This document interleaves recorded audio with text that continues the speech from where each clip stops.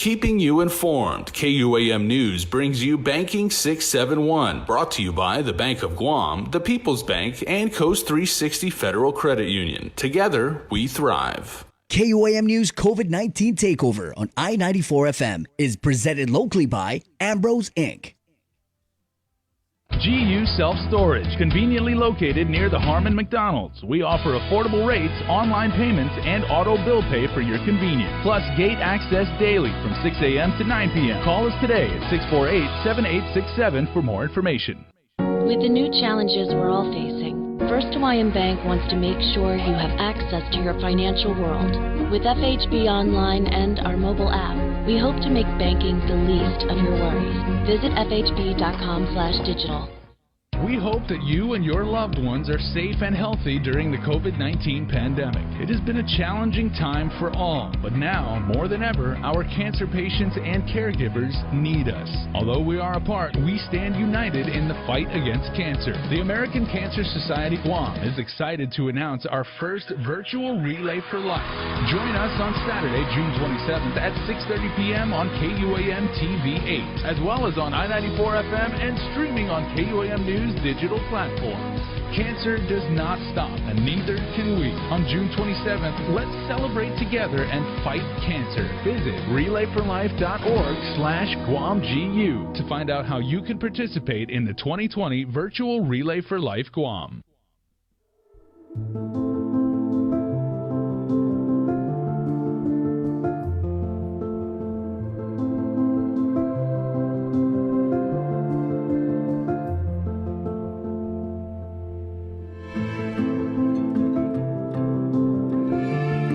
Be healthy. Be informed with ITD. It's not always easy trying something new. Sometimes you have to help your loved ones along. Nana is so used to her weekly trips to the bank that going online can be a little scary for her. But her grandson knows that banking online is safer and easier. So he's teaching her how to get started using Bank of Guam's online banking videos. Teaching is one way to show our loved ones we care. Keep your family safe at home and show them how to bank online. Find easy-to-use online banking tutorials at bankofguam.com or on our Instagram and Facebook pages. Bank of Guam, member FDIC.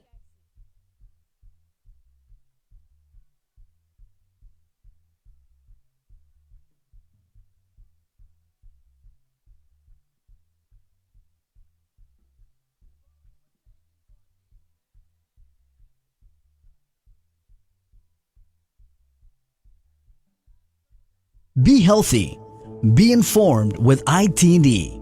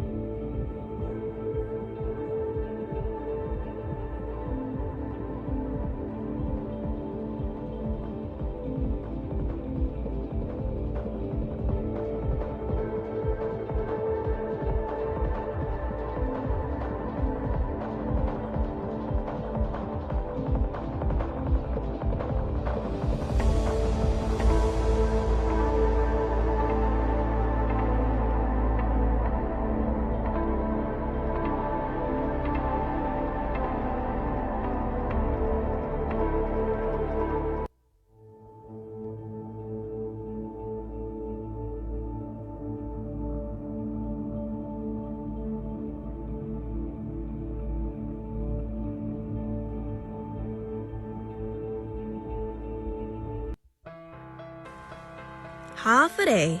When it comes to applying for unemployment benefits as it relates to the Pandemic Unemployment Assistance and Federal Pandemic Unemployment Compensation programs, the first thing you'll need to do is create an account and register on HireGuam.com. Utilizing this button rather than the Not Registered button at the upper right login box will ease the pool registration process as it was built specifically for the pool program. The first page you'll see is the welcome page that explains the pool program and the 10 scenarios of eligibility that caused unemployment. Read through it entirely, and if any pertain to you, click Next. Input your social security number and then re-enter to confirm.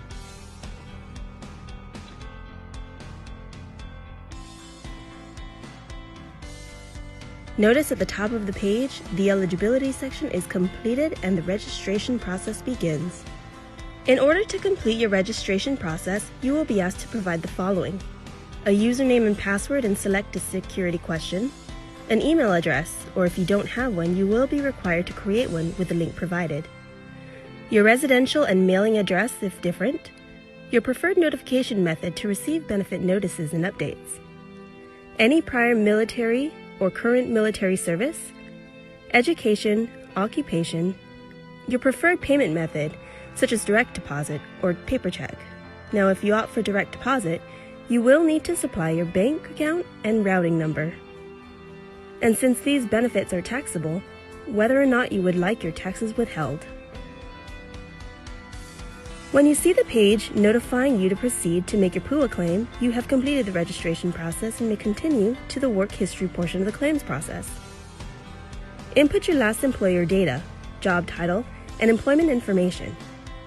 When the system prompts you to enter your last day worked, make sure you enter the date in which your employment status was directly affected by COVID-19. For example, if you were furloughed on April 1st, 2020, but have since returned to work, you will enter April 1st and not yesterday.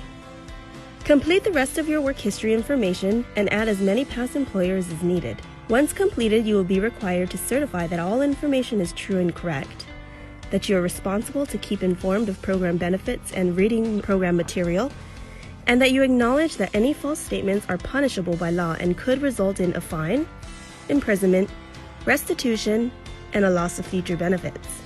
Read through PUA's to-do list and take note of the following. Immediately file your weekly claim. Report all income for the week to include tips, commissions, and gratuities, even if you have not yet been paid. If you return to your normal pre-pandemic work hours or return to work and make over $494, you must stop filing a weekly claim. You must be able and available for work. If you are offered your job back and refuse for a non-COVID related reason, you are no longer eligible to receive PUA benefits. And at PCOR 3, you must look for work by contacting at least 3 different employers about job openings. Be sure to upload a valid government-issued ID and supporting documents to strengthen your claim. Congratulations! You have completed the PUA claim filing process. It's time to file your weekly claim. Click on the File Your Weekly Claim button to proceed. Read through the explanation of the weekly certification process and advisories before proceeding. Notice that the weekly certification process begins the week in which you claimed as your last day of work. Answer each page honestly and input additional information as required. However, if you have since returned to work, be sure that on the weekly claim of the day you returned, you adjust your weekly earnings accordingly. Congratulations! You have filed your weekly claim. Make sure you file for all previous weeks you were affected to present. Now continue to file every week thereafter to receive unemployment benefits for those weeks. For more information on how the Guam Department of Labor can assist you, visit our website at dol.guam.gov. Be healthy. Be informed with ITD.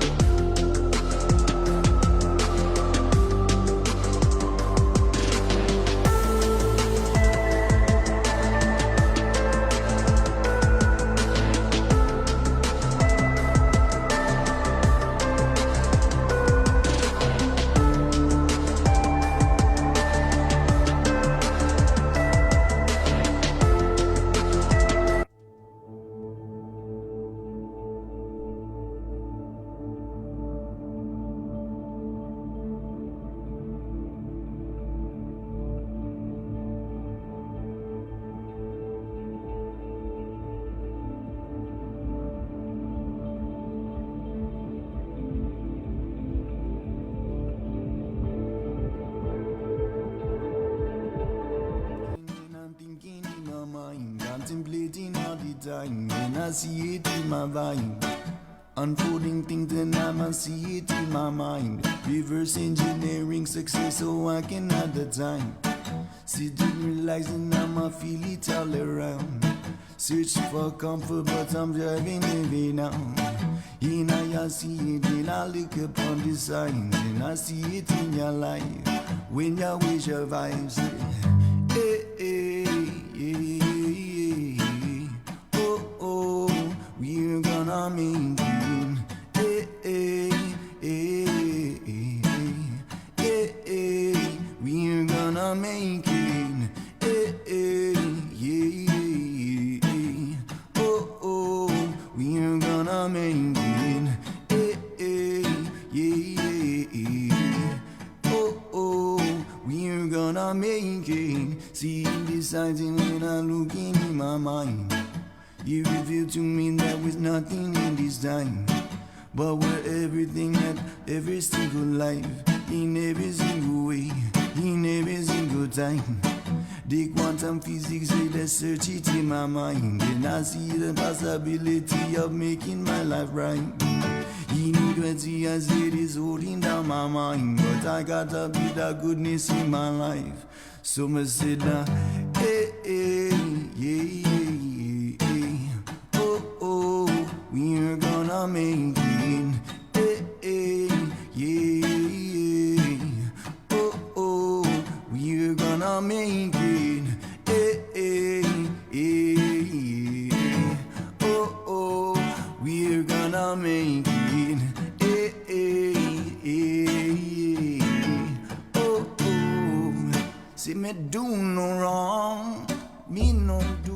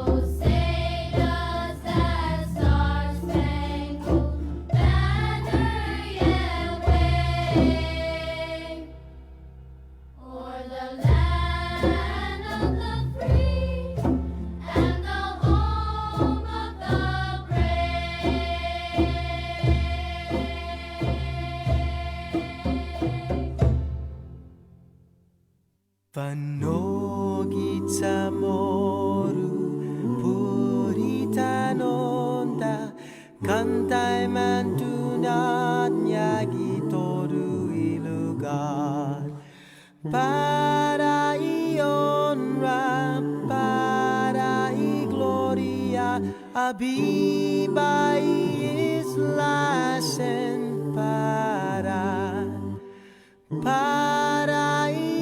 honra, para gloria, abiba islasen para que todo e tempo e paz para ita dan gini langit na bendition contra peligro na fansa fuham dus protegis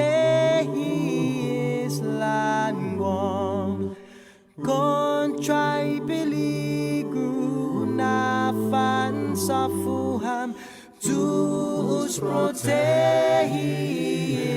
this land warm.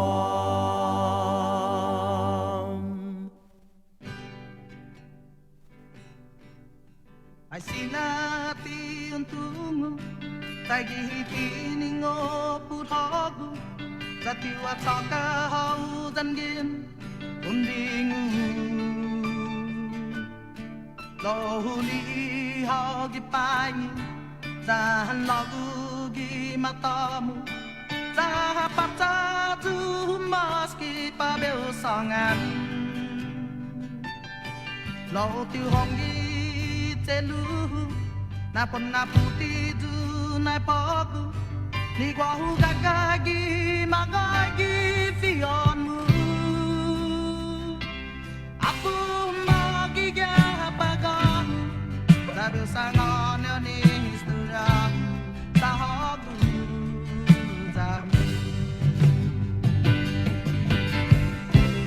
Aku magi gapagang, sabi sangon ni istura, sahabu zami. I see nati unhongi, nai kura sonhuku makati, I put hagu. Hey, good morning. Good morning, Guam. All right. Let's do it. It's the KUM News Takeover, Guam's favorite, containing COVID. Starting off with some classic JD Crutch there, by request. Let's just say Sabrina has a hookup with a DJ here.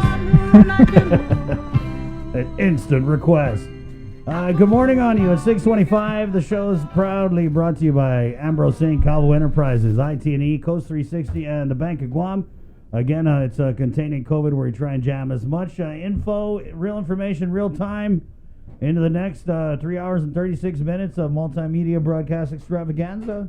And it's everywhere, right here on the radio, 93.9 KUAM FM Hagåtña.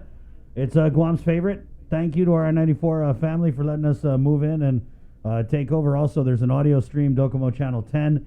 We're streaming at KUAM.com and on the KUAM News app.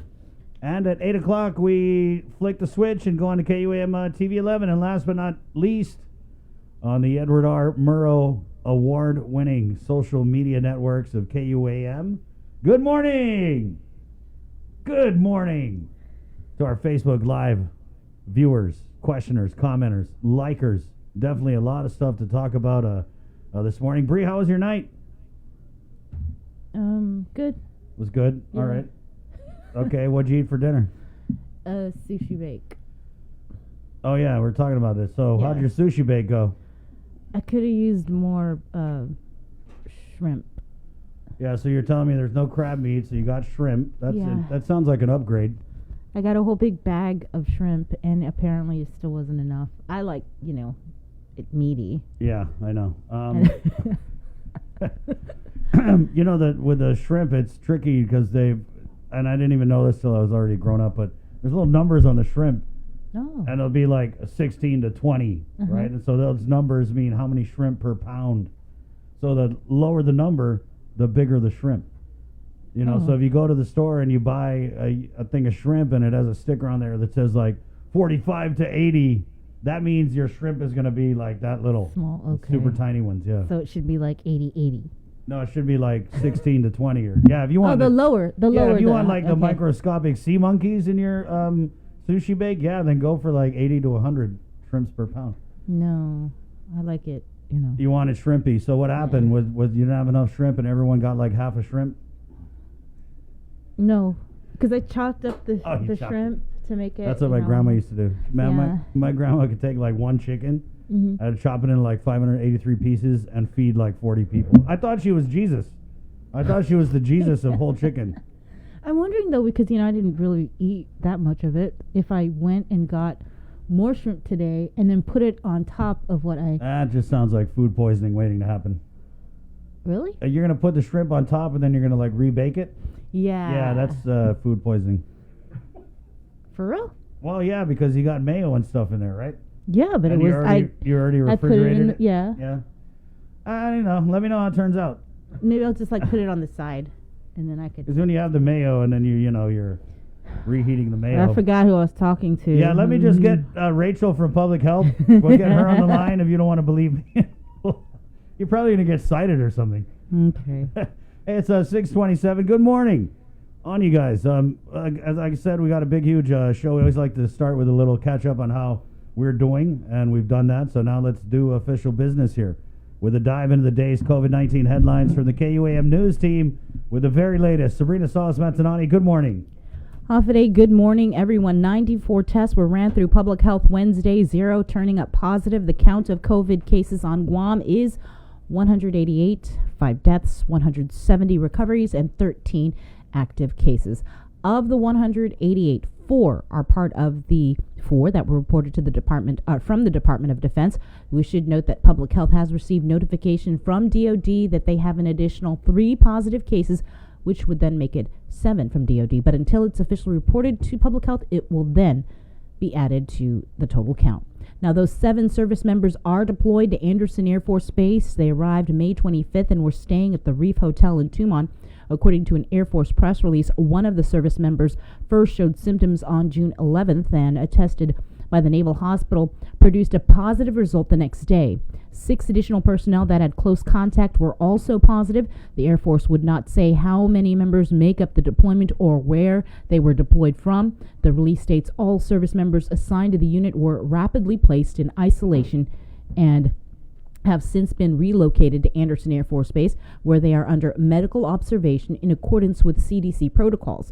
Andersen spokesperson Lieutenant Colonel Tamara Fisher Carter said they were on restricted movement, which means they are allowed to leave the base and go directly to their lodging in Tumon. She could not say if they were tested upon their arrival, but she says the Air Force does test those who are symptomatic.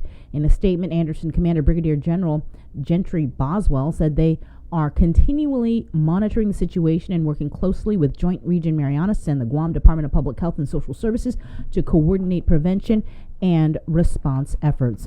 Community testing, in the meantime, is scheduled for today from 9 a.m. to 12 noon at St. Anthony Catholic Church grounds. You do not have to have symptoms to get tested. It is free. Just bring an ID.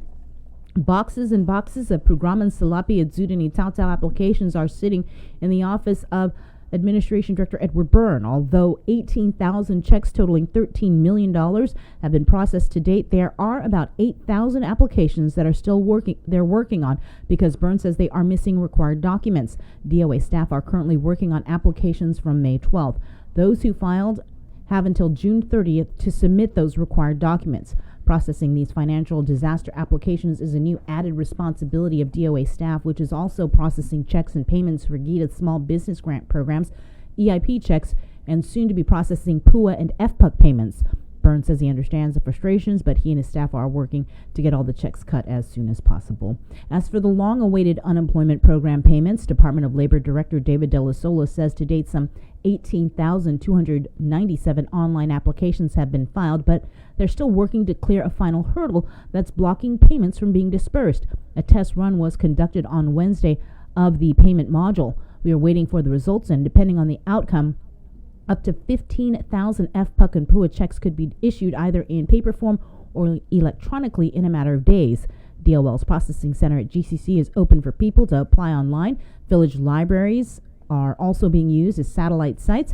Today, online applications will be accepted at the Jotnya Library. You must call to make an appointment first. The numbers are 988-3672, 788-0729, and 689-1872.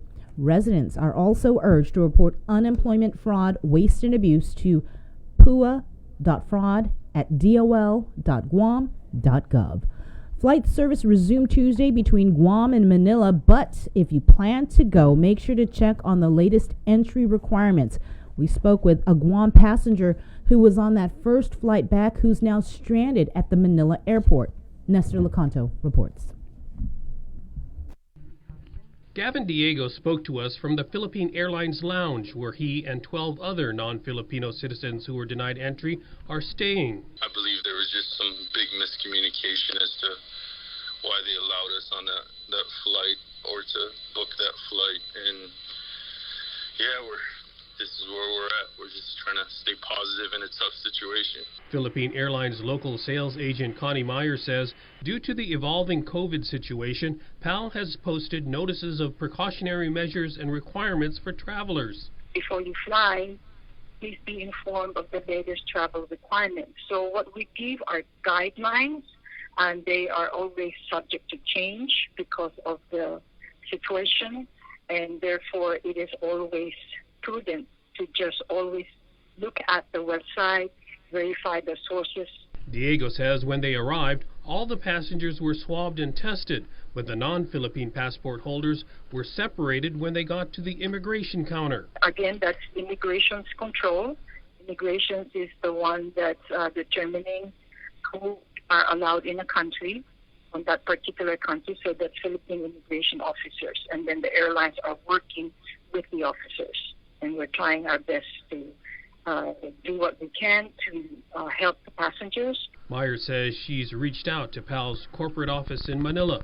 Meanwhile, Diego expects to remain at the airline lounge. They're going to continue to hold us at the airport because there have been two guys from Hawaii who rode Philippine Airlines from Hawaii, and they've been here since Sunday. So Diego was planning to stay in the Philippines for a month to pick up his infant son. He believes there might be a slim chance that the Philippine equivalent of the State Department can still approve his entry. My son's mother, my fiance, I'm trying to get her. I got a few documents. Hopefully, she can take them over to a Department of Foreign Affairs, and they can issue me a request for an exclusion order.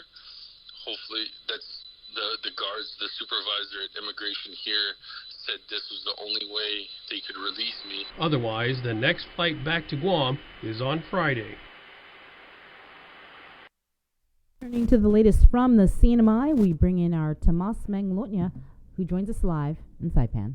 Tomas, good morning. Good morning, Bree and Chris. Here's the latest making news in the CNMI. The Marianas Visitors Authority board member and businessman Jerry Tan providing some updates and plans for reopening tourism, which target date is set for July 15, just a few weeks away. KUAM was at the board meeting yesterday for the Visitors Authority, where they also discussed new markets to target as the industry took a blow due to the pandemic. Take a listen. Maybe 2 board meetings ago, I remember pointing out that because I think we were talking about Bonsai Cliff project, which is still quite far away and it involves a lot of money. But Chris, you would know better. What is the latest current condition of all the other tourist sites? And I also said it at yesterday's Governance Economic Council meeting, while you were there, that when the tourists finally come back, I certainly hope that, because I think we're known for repeaters, so I certainly hope that they will see clean, not broken, restroom, rail, and so forth, relic, and so forth. And the best time to really fix it up is now, when there's no tourists. I don't think you should wait until they come back and then we'll go back and try to fix it while they're visiting. So I'm just reacting to the destination enhancement. I don't think right now we are in a position to do anything big, new. But I think definitely we should go out and try to fix up as much as we can, so that when the tourists finally come back, they feel good about, well, if they're first timer, great. If they're repeater, that will be a pleasant surprise. So that's just my comment reacting to maybe not including the 100K for the destination enhancement, and really try to decide how we should push to clean up and fix up all the site at this time. And as apps open for the PUA and FPUC, the CNMI Department of Labor providing some updates with run-ins with technical issues. Some issues that they point out in a press release late last night is that folks are having trouble selecting northern of the Mariana Islands as a state and does not allow claimant to proceed with a PUA application. The DOL responds that the issue was reported to the website vendor for troubleshooting, and as of yesterday at 11 a.m., the website has resolved the issue. Other reports from people filing out the application says that claimants receiving system-generated messages indicating an existing claim has been activated in a different state or territory. The DOL responds that they're waiting for a response from the vendor to correct the issue as of late last night. The Department of Labor here in the CNMI also writes that PUA applicants are encouraged to inform the department regarding any technical issues experienced during the online application process. All of those issues will be forwarded to the online portal vendor to assist with resolving the issue. Online issues that can be handled at the department level, they say, will be handled expeditiously. And here are the latest numbers from the Commonwealth Healthcare Corporation. We remain here in the CNMI with a cumulative number of confirmed COVID-19 cases at 30 with 2 deaths. The number for community-based testing is steady as they transition to village-based testing. Saipan remains about over 7,000 people tested, nearly 500 people tested on the island of Tinian, and just over 500 people tested on the island of Rota. Bring Chris, that's the latest here in the CNMI.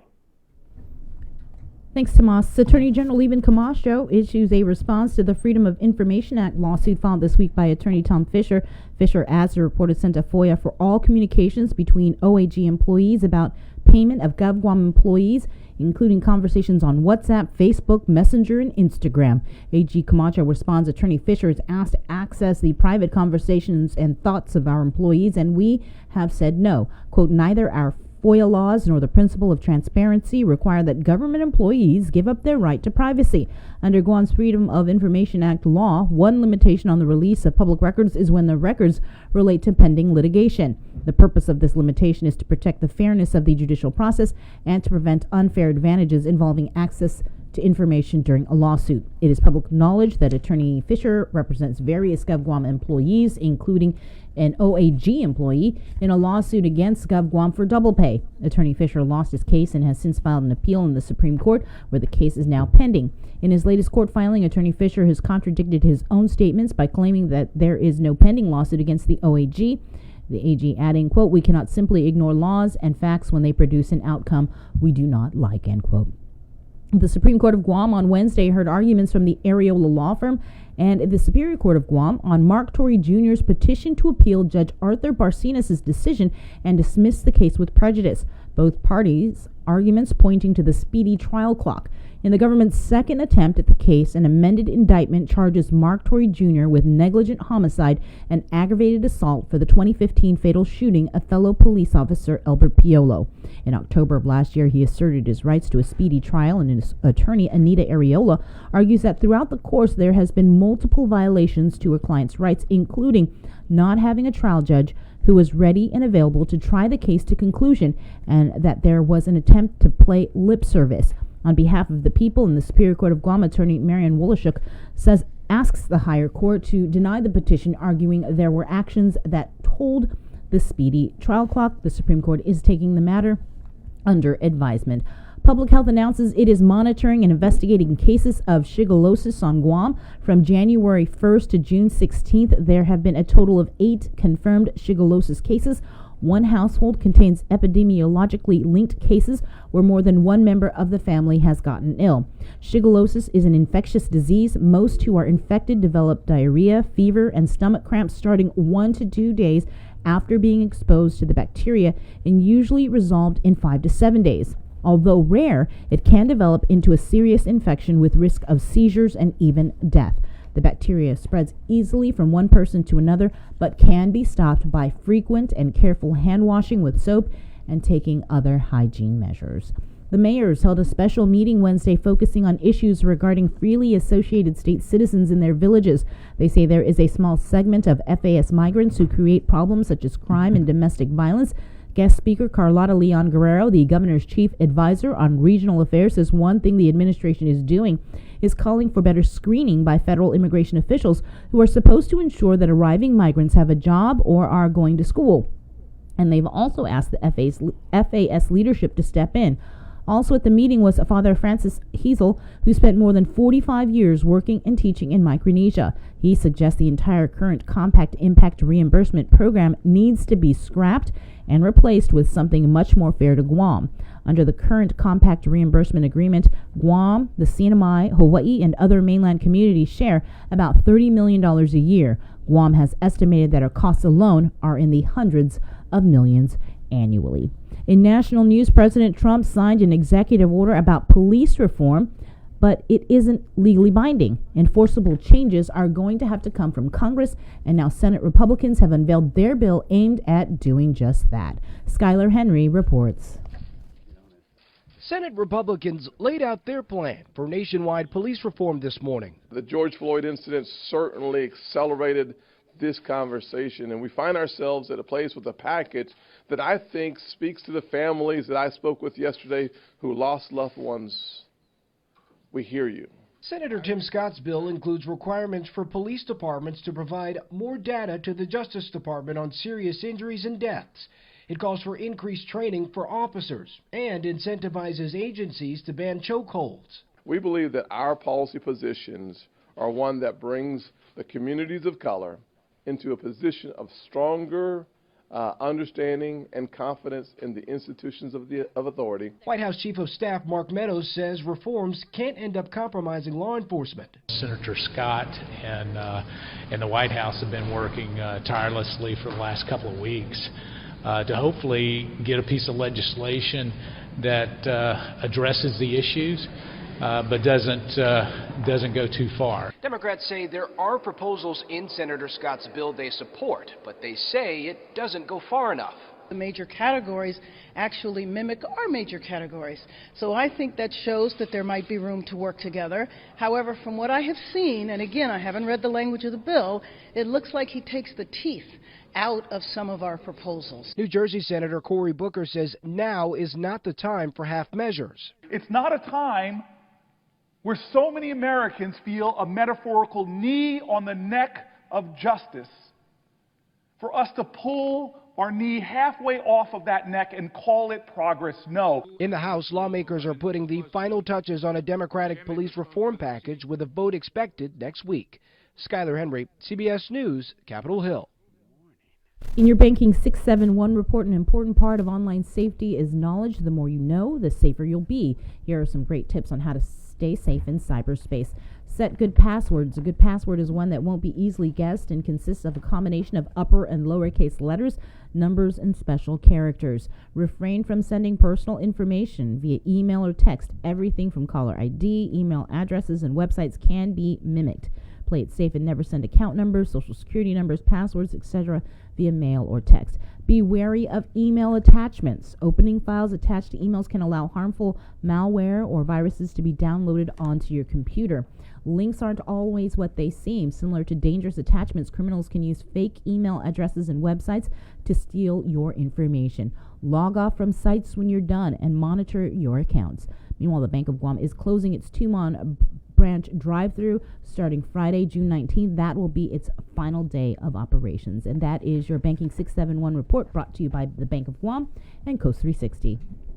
Thank you very much, Sabrina.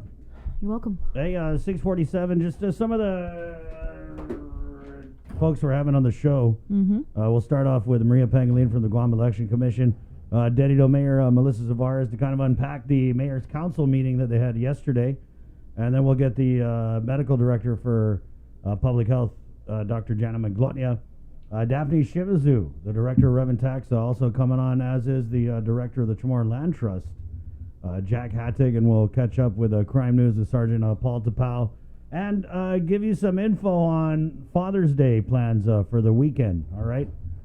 Tell you all about that coming up. But first, you guys also, of course, 637-0094, been getting some pretty good calls. So if you guys got an issue, a question, a concern, a complaint, yes, if you have a complaint, we're going to put you in the front of the line. I will hang up on somebody just to get you on here and air your... complaint or a concern? Either one, yeah. Okay. I like the complaints, though. No, we had Joe, remember the other day, was just so worked up about this. Apu and FPUC. impacting the SNAP benefits, and so we actually need to check with Dave Delasola about the test run yesterday with the payment modules and the test batch that they did with the Department of Administration and the bank. So, like you said, if everything went well yesterday with that test run, then we could see electronic transfers of checks and checks being cut within a matter of days. So yeah. It's important that we follow up with him. I just texted him. I got it. Okay, right. awesome. Thank you. He's still on it. Oh my gosh. Well, you just only announced it on the air, so what else was I going to do? Yeah. Hey, anybody want to check with Dave? What's going on with that? Oh, yeah, you. You. Yeah, so I did. We'll check with him. It's 6:49. Hey, there's also an election going on this year. What? Yeah, there is an election. 2 of them. We have a primary election and a general election. And they're coming up real quick. They are, and there's a lot of people running. A lot of people. Really? Well, I need to check because when I saw it, there's a lot of people running, but I don't know how many people have actually filed. Right. Yeah. So June 30th is the deadline, but I mean, you're starting to see. I mean, Mike Nicholas's signs have been up ever since I want to say February. And then there's a few others that I saw. Will Castro. J.I. Cruz has been out almost everywhere.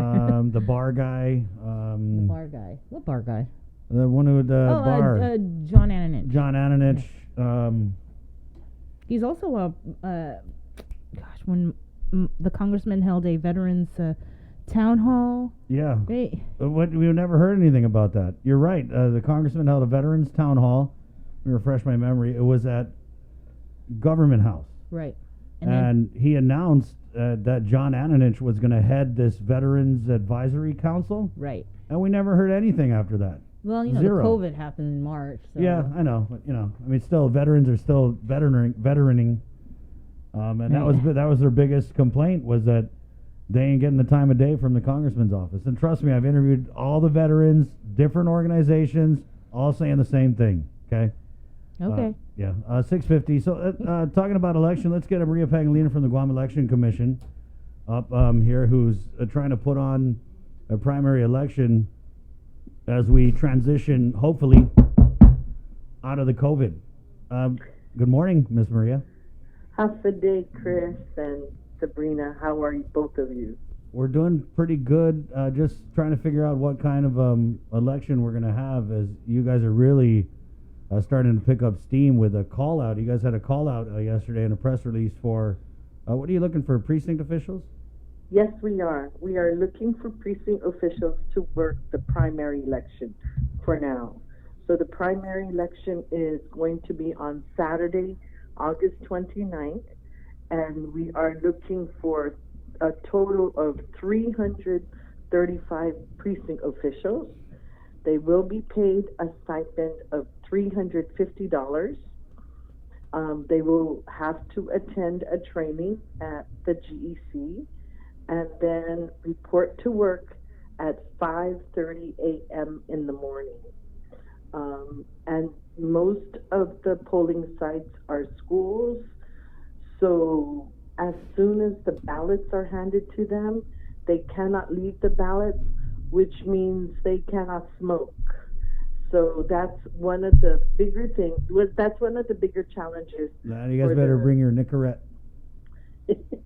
Yes, and I hear it works because when we did the junior special election, our precinct officials then were really efficient. As you know, we reported the results before midnight. Mm-hmm. Yeah, how was that, Miss Maria, the Jotnia election? Was that, did you, and I know it wasn't practice because it was for real, but did you guys kind of take away what it could be like in the primary election with all the measures that you had put in place? Yes, and we are preparing to do the thermal scanning. We are preparing the hand sanitizers and the sanitizing all the rooms before and after the election, and we are preparing training materials for the precinct officials to do the sanitizing of the voting booths. Mm-hmm. For people who are interested to apply for the precinct official positions. Are there any other requirements? They cannot be the candidate, and they cannot be first degree related to the candidate. What about police and court clearance and all that stuff? That's not in the requirement, but they do have to pass our test.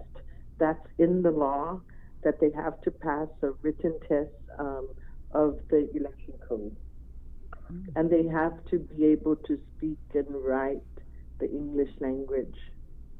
How hard is the test? I mean, I know it can't be that hard because you guys always find the precinct officials. Well, what we do is at the beginning of the training, we give them the test.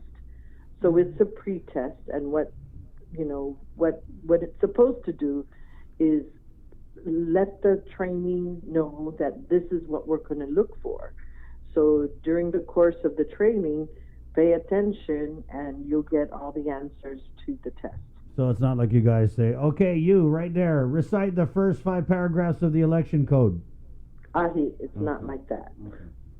And we try to do as much hands-on as possible, and we're planning to put up parts of the training up on our website, and even the precinct official handbook up on our website, so that they can take a look at it.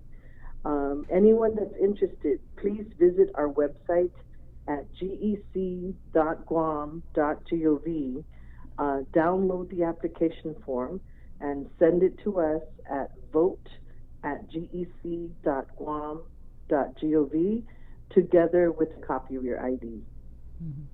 Are you guys still planning the same scenarios in terms of like the tabulation center up at UOG?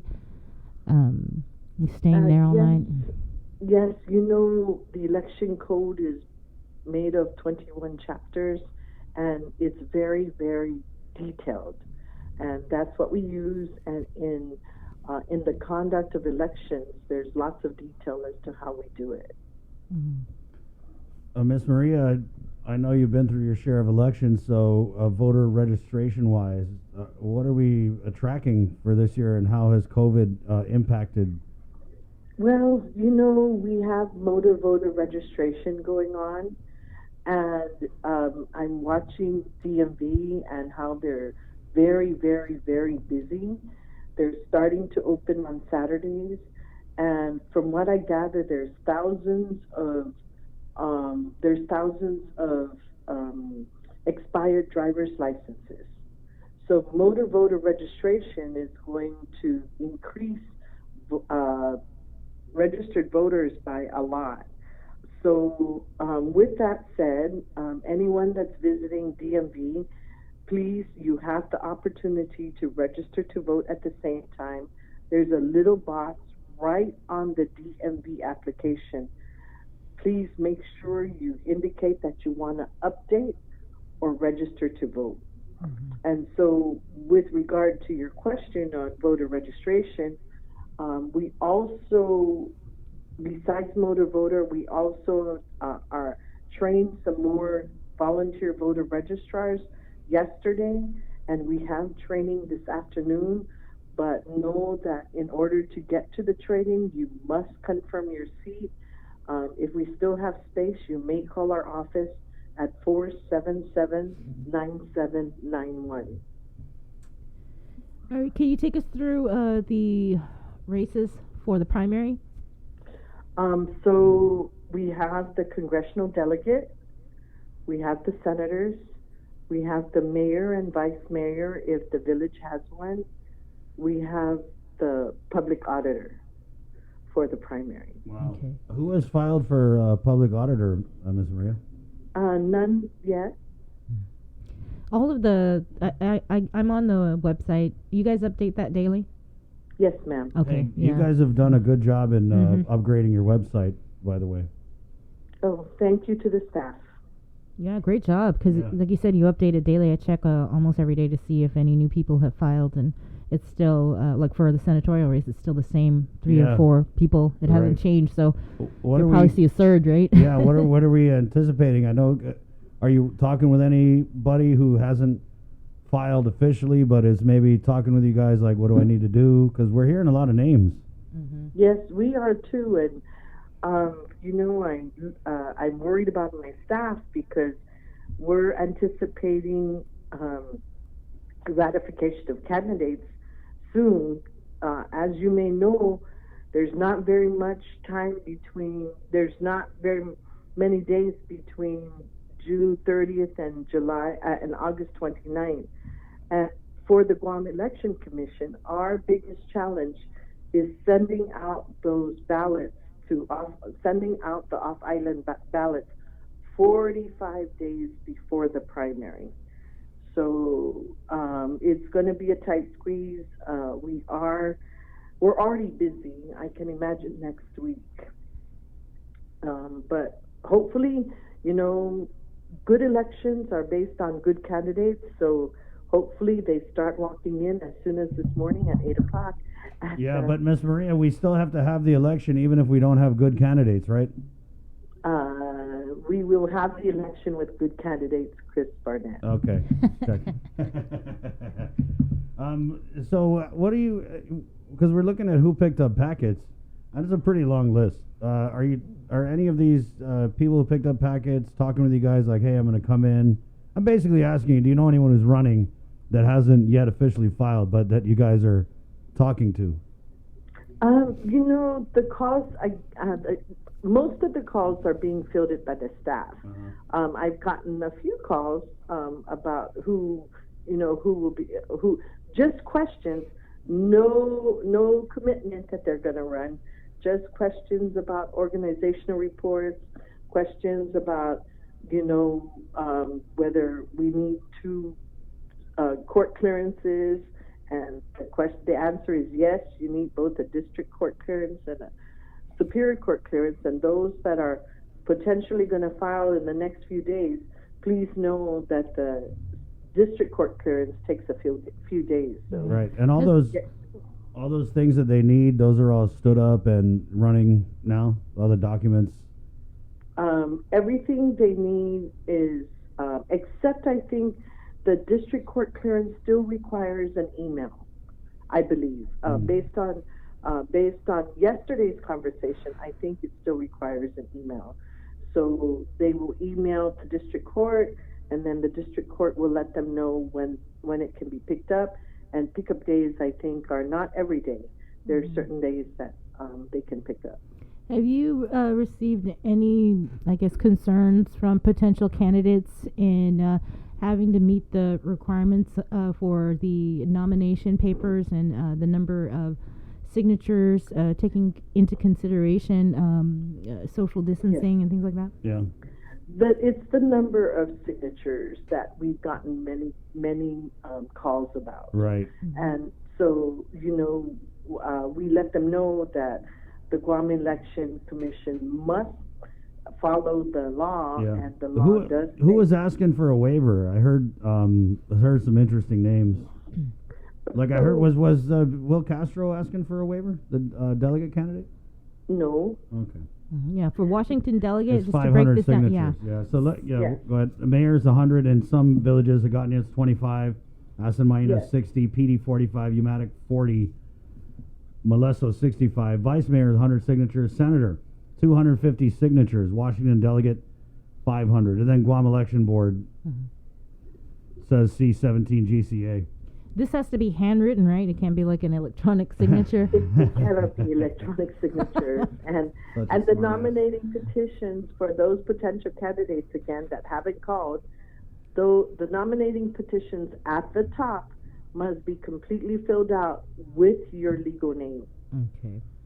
We do have a question from one of our viewers on Facebook. What is the deadline to register at DMV to register and vote? It would be, I don't have that date, but it would be, Chris and Sabrina help me, 21 days before the election would be the day, so it'd be like July 28th maybe, at DMV. Okay. What about like I said, GEC? Oh, at GEC, it would be 10 days before the election, and that would be August 19th. And what do you need to bring with you when you register? Validly issued ID, and people say, well, validly is not grammatically correct, but that's what's in the law, and it is an important word because your photo ID must be government issued or Guam or college or university ID, Guam High School ID. I'm sorry, and when we say validly, which means it could be expired. Just make sure it was issued by a government agency or the high school or college here on Guam. Ms. Maria, have you guys gotten your whole board situation sorted out? Because I know Uncle Kin passed. Have we Yes. filled that seat with? And can you Yes. just update on that because I might have missed that. Okay, so we have 7 board members, and on the Democrat side, we have Vice Chairperson Alice Tyron, Colonel Joe Mofnes, and Commissioner Carissa Pangilinan. On the Republican side, we have Chairman Mike Parris, Commissioner Jerry Crisostomo, and Commissioner Tony Gumatauto. And our longest standing member, our independent member, Attorney Pat Seville. Right. So I wanted to ask what the status, if at all, because we've been seeing these reports come out about Congressman St. Nicholas with the campaign finance. There was an FEC issue, and I know that multiple sources have told us that these issues were brought to the GEC board, but I don't know how if they were derailed because of the COVID, or I don't know. The law is really tricky, and you guys can't say. But can you say anything at all about if there is an ongoing thing that they're looking at, anything with a delegate, or has it been concluded? And if you can't, Ms. Maria, can you just tell the listeners why? Again, I cannot make, the Guam Election Commission cannot make any comments. In Chapter 7 of the title of the Election Code, Chapter 17, it is very specific that everything is confidential. Even whether a person has submitted a complaint, even that has to be held confidential. So again, the Guam Election Commission must abide by the laws, and at this time we cannot make comment. Right, but the people who make the complaint are free to tell anybody they want, and so that's what I'm saying is that I know that the complaint was made. And if you saying that you can't say anything, or the law prevents you from saying anything while the process is ongoing, are we just to kind of deduce that that process is still ongoing? Again, Chris Barnett, that comment. Does the law state that there's a time frame or timeline in which if a complaint is filed that it has to be resolved and addressed? No. No, the law is not absent of time constraints. Can you explain the process then on Yeah. what happens if a complaint is filed? What does the law say? Let's say, for example, I know of an elected official who received, theoretically maybe a $10,000 donation, and that's way over the limit, and then I report it to the Guam Election Commission. What's going to happen? So the law says a written complaint will be accepted at the Guam Election Commission. The commission will notify who the complaint is. It will notify the individual that confidentially that a complaint has been made. The commission will meet, and this is not a public meeting, and they will discuss the complaint. And then the commission will discuss the complaint. They have investigative and subpoena powers, and all this is done confidentially. And the reason being is that, or the intent of the law is that if the person is found, there's no willful negligence, then I guess the law protects that person from all the name tarnishing right before the election or while he's in office. Mm-hmm. I think we had a conversation or may have ran a story last year. Is the GEC, I guess, the local branch of the FEC or the representative for the FEC? Not at all. The federal election, a congressional delegate for Guam must file reports to the FEC from the get-go, from the beginning. They must file a statement of organization, and then they will continue to file campaign finance reports with them.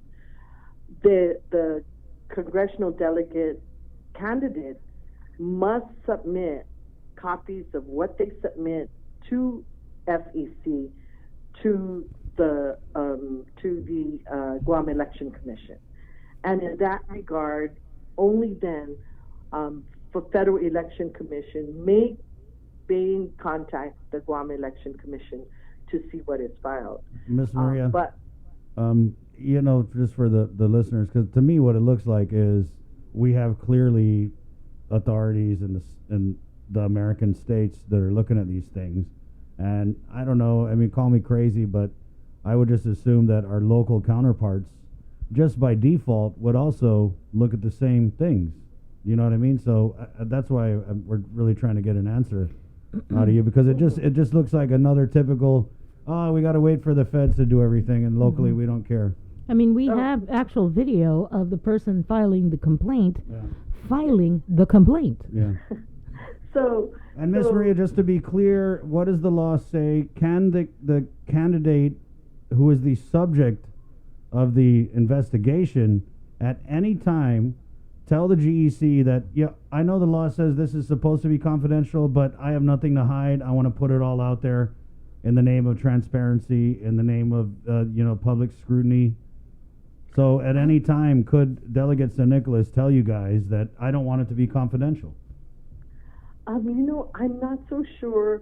There is some mention of the law of what the person can do, but I don't have it right in front of me. I can get back to you. I think that might be accurate, Mr. Maria, because I remember I've been reporting on this campaign finance stuff, and I seem to remember interviewing you about it and making the point that at any time any candidate could say, hey, open it up, give it to the media.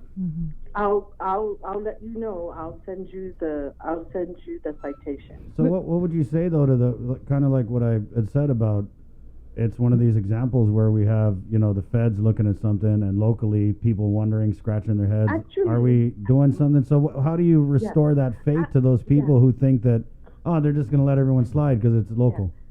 Actually, Chris, the commission on its own without a complaint can investigate.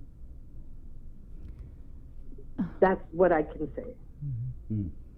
But we also have these financial disclosure reports when public officials fail to file. A complaint can be filed right to the AG's office, or it goes to like an ethics group. There's no ethics commission, by the way. No. What you're talking about, Sabrina, are the personal financial disclosures. Right. So the personal financial disclosures, if they don't file on time, so first it's due on April 22nd. Mm-hmm. So if it's due on April 22nd, the public official or whoever needs to file, right? Mostly public officials, I'm sorry. They can request for an extension. So according to the law, the Guam Election Commission shall grant extensions. So then the extension is for 6 months. And so come October 19th, if they don't file, their names go to the Attorney General. Mm-hmm. So there's nothing in the law that says that there's an ethics committee or a... Sabrina, I believe that at one point the law said that these reports go to the Ethics Commission. Right. But because the non-existent Ethics Commission. Mm-hmm. Right. Yeah. It's non-existent, guys. It's not a priority. It's not a priority for you guys to be able to go and file an ethics complaint against anybody in the government of Guam because they've, people talk about defunding police. They've defunded the Ethics Commission. There's no money. They don't have an office. There's no form. there's no way for any member of the public to go and file a complaint, an ethics complaint against anybody in the government of Guam. And guess what? I talked to the director, Shannon Murphy, and she said, hey, even when we get our budget next year in fiscal year, the next fiscal year, it's still going to take them several months to figure out how to accept complaints. So government officials, you got a free ride for at least the next year. You've had a free ride. This would be the time to do all your hanky-panky because there's little to no enforcement on anything. You can't file a complaint. So anyway, sorry, Ms. Maria. I wanted to get back though what you mentioned about the FEC and how reports are filed with the GEC. Did you say whatever's filed with the FEC also has to be filed with the GEC? Correct. So they file it with the FEC, and the congressional delegate must submit a copy to the GEC. That's how it works. And what do you do with those papers? Oh, it's open for public review, but it's also up on the website. So most people find, for the congressional delegate, most people find it easier to download it, or maybe because the FEC website is quite, it's not very user friendly. It's not. Yeah. So, but the public is welcome to review it at our office. Right. Everything filed at the FEC that is submitted to the GEC. Ms. Maria, what would you say to I'm just going back because I had asked you the question earlier. What would you say to those people out there to restore their trust, their faith, their confidence in the Guam Election Commission to hold candidates accountable? As you were making those remarks about the Ethics Commission, people have come to us to complain sometimes about us, right? They do complain about us. And we have a real simple disclosure statement right at our at the reception area of our office. They can come in and make a complaint. They can even email the complaint nowadays. And let us know. That's what I can say. And we, by the way, we do have a meeting tonight at 5:30 p.m. It's a reconvened meeting of the Guam Election Commission where they will begin to discuss the primary election. We were focused on the special election, and so now we're going to do the primary election, and it's a public meeting. Unfortunately, we are limited to, we are still doing social distance. We have room for people to come, but we're limited as to how many can come. Plan on live streaming the meeting? No, we're not. It's a face-to-face meeting. Is there any audio recording that maybe if the public can't show, they can review the... No, our practice is we do the minutes and we post our minutes up on the website as required by law. We do have a question. Can someone register to vote at their respective mayor's office? Absolutely. All 19 village mayors are staffed with registrars, and we are getting registration forms from them. So while they're open, and I'm thinking that most of the mayor's offices have 2 registrars, so we hope that somebody will be in at all times to be able to take the registration. And one thing, during COVID, one thing that people are talking about is vote by mail. And so if you've been to the polling site and you notice that your mailing address is an old mailing address, please know that you can simply re-register to vote to change your address. And at Motor Voter, if you're there to pick up a new license or a Guam ID, if you check mark update my registration, we will update it with the mailing address and your village of residence. Okay. Any final comments about what people need to know for the upcoming primary? Yeah. We will, we're trying to make sure that that you come in and it's a fast and easy process to vote. We are trying our best to do that. The primary is Saturday, August 29th. Be prepared for COVID measures, thermal scanning, hand sanitizing required, masks required, but we will not turn anybody away. Please make sure, try to bring your blue or black pen, and make sure you bring your validly issued photo ID. Only the validly one, right? Again. Miss Maria, what's your message out there to people who are, because I know people are thinking about running. I'm hearing a lot of things. What would your message be to those, but only the good candidates? I don't want you to give a message to the bad ones. The deadline is June 30th at 5 o'clock. Don't wait until the last minute. If the Guam Election Commission does a cursory review at the counter when we're receiving your packet, we need to make sure as much as possible that your packet is complete. If it is not complete, we will not accept your packet.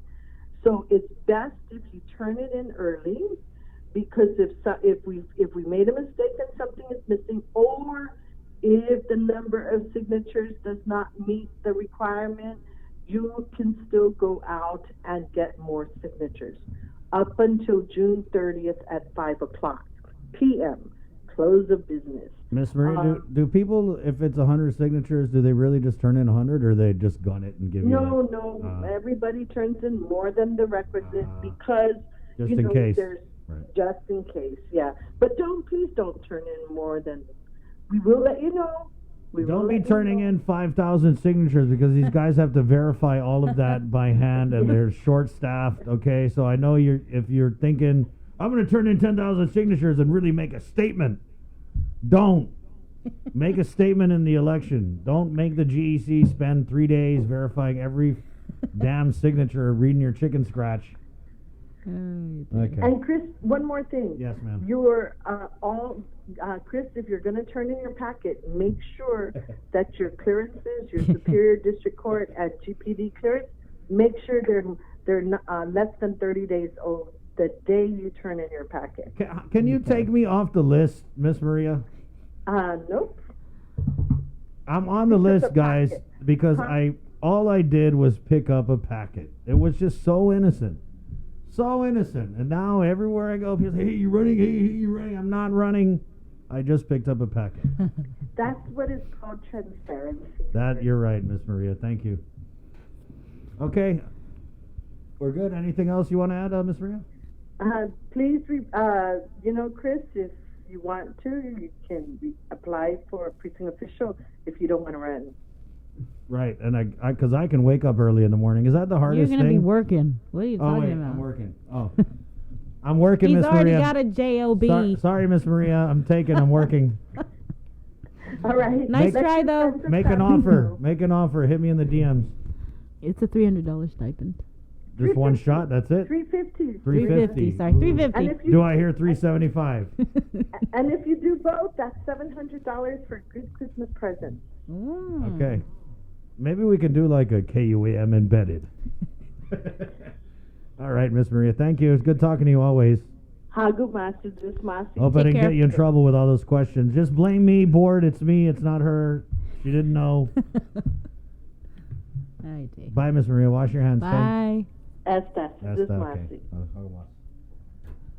All right. We're going to take a really short break. And we got Derrido Mayor Melissa Tavares, unless you just want to go to her. Let's go to her now. Okay. Good morning, Mayor. Good morning. Mayor, can you speak up a little bit? You're coming in.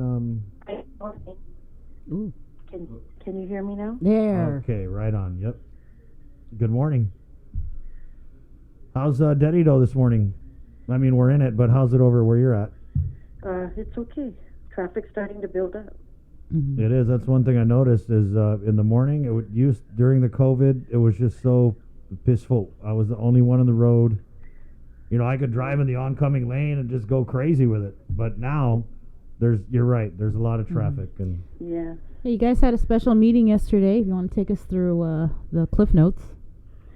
Okay, yeah. So what happened is our special guest yesterday for our special meeting were Carlotta Leon Guerrero, who's the governor's representative, and then we had the Attorney General, Leven Camacho, incidences where, we had a machete throw attack a couple of months ago, and then they get booked and released. They had a rap sheet prior to that. We had incidences at various villages, and when the people that were involved were arrested, of course the concerns with the mayors is that within 2 days they get released. And so of course the Attorney General addressed that. He says there are times when they make recommendations not to release because there's a long rap sheet of prior events for the arrest of these individuals. However, sometimes it's the court's decision. Other incidences where he says that he indicated that there were 5 people that were involved. However, it was only one that physically did all the damage and destruction or the crime. The others were bystanders. The bystanders were released. However, one individual was kept. Some of the mayors feel that everybody should have just been, kept in jail because of their involvement. So, of course, those things were addressed. The timeline, of course, COVID, where there was a shutdown for 2.5 months, and so even with that, he did indicate that there were still virtual hearings, between the court and the attorney, with the courts and the attorneys representing, and a lot of it has to do with the police reports. The police do the arrests, they indicate, and of course the rap sheets of each individuals are brought up. But that was a concern. The violent crimes have continued to happen. Yeah. I want to be fair and say that I know that you said the AG blamed the judge, but also during the COVID, the AG was letting people go too. Just want to put that out there, to be fair. Yeah, okay. Yeah, so, it was a combination of things. It's not, like he said, 5 people may get arrested, but it was only one person that did the crime, committed the crime. Yeah. The other 4 were bystanders.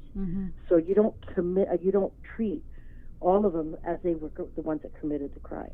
Right. It was any part of the discussion, because this isn't like these issues have been happening. I mean, there were a whole series of community town hall meetings, Dededo, down south, and Manila. Yep. I mean, hello, Yeah. we've known about this. I Was know. there any discussion about, okay, this is what we're going to do? Well, okay, so this is what happened. Carlotta came to the table because, of course, the negotiations with Compact Impact, the act, it's renewed in 2023. The discussions are happening. However, we are not at the table, and so there are several states and territories that have come together to put a plan together to present, of course, to our leadership in our representatives in Congress as well, because they do, and then the Department of Interior. The Department of Interior has a big part in this as well, because they are part of the administration, right? Yeah. And so she explained to us the different recommendations. The Compact Impact is that they come for, of course, we know education, employment, and health. And so a lot of times their health care is not provided. And that's where a lot of the funding is also needed, is because our health care, they're not paying. And it's not just them. There's a lot of people who are not covered with adequate health care coverage, and so we suffer when the system suffers when the payment doesn't come in, right, for services. So one of the plans, one of the recommendations by not just Guam, but Guam, Hawaii, Washington State, several states that are involved with a lot of migrants, right? Especially migrants, we're talking migrants from the FAS, Right. is to give them across the board Medicaid services, right? Medicaid coverage. And if they're not here on Guam, if they're in Saipan, wherever they go, that Medicaid coverage follows them. So they don't come to Guam just for health care. They can go to where families at, right? It's all these things collectively. And then screening was another thing. Where do they get screened? It's not Guam's job when they get here to screen. Screening is done as part of the compact, is done on a federal level. So screening should be done at their point of departation, right? Wherever they're departing from, whatever island. And then immigration, because immigration is that federal key, right? So Guam has no jurisdiction or Guam, Hawaii, has no jurisdiction to do the screening. It should be at the federal level at immigration when they come in. Or else it's just going to be another thing that we do that we send Uncle Sam the bill for, and he just laughs in our face. Correct. So screening should be done at the federal level, meaning if they're going to depart from the place where they're coming from, screening should be done there. What are you going to go for? Who are you going to stay with? Are you registered for school? And then that's where immigration also, because immigration is the federal link for them to come in, right? And then secondly was, if they are in a housing program, if they're in a housing program here on Guam that they qualify for, and their family has moved, can they take that and go and make that move as well? So, things will follow them, not just here on Guam, but if to go with them to wherever state. A lot of them are going to the mainland. I believe there is Arkansas and one other state because of employment. So in the meat packing, I watched the story of I think it was like Marshallese. There's like a whole bunch of FAS migrants working in some like meat chicken factory, right. So if they're qualified and they're in a system here, a lot of them don't want to leave because if I go somewhere else, I'm not going to have housing. Well, that housing benefit that they currently have, and it happens to others, not just the FAS. Some of our local people have chosen to move closer to where their children are at in the mainland. If they're under the system, because GURA is under HUD, it's a housing project where they can transfer their benefits from here and go to the next state and still just automatically slip into that particular state or territory, wherever it's at. So, have them, of course, automatic. If they're covered with, I always say, if they're covered with any kind, MIP, Medicaid, that kind of coverage, at least the service provider, whether it be GMH or the private clinics or public health, they will get some kind of payment, right? Was there any discussion on the stray dog problem, Mayor?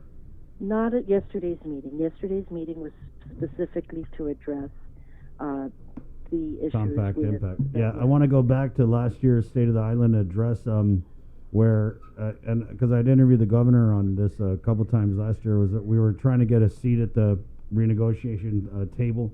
But during the governor's State of the Island address last year, she said that the U.S. State Department made it clear that Guam will not have a seat at the negotiation table, which we know, and instead encouraged Guam's congressional representative to communicate recommendations. Leon Guerrero pledged to work with the congressman delegate on the One Guam approach to benefit the people and the territory. Well, we know how that worked out.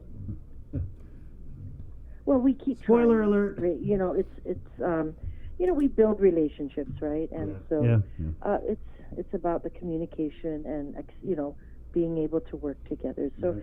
and it's also one thing is that we also work with Department of Interior. Department of Interior knows the issues with the insular areas and FAS families. Right. They see it. They come here all the time, and so they also help us with pushing some of the issues. And because they're right up there in the administration, they help push the issues. And it's singing the same song, but when you sing it together, with Guam, Honolulu, CNMI, you get that harmony. Arkansas, everybody singing the same song with the same issues, and come a consensus that we're working, that all of us are impacted, and we're not asking for different things. We're all asking for the same thing.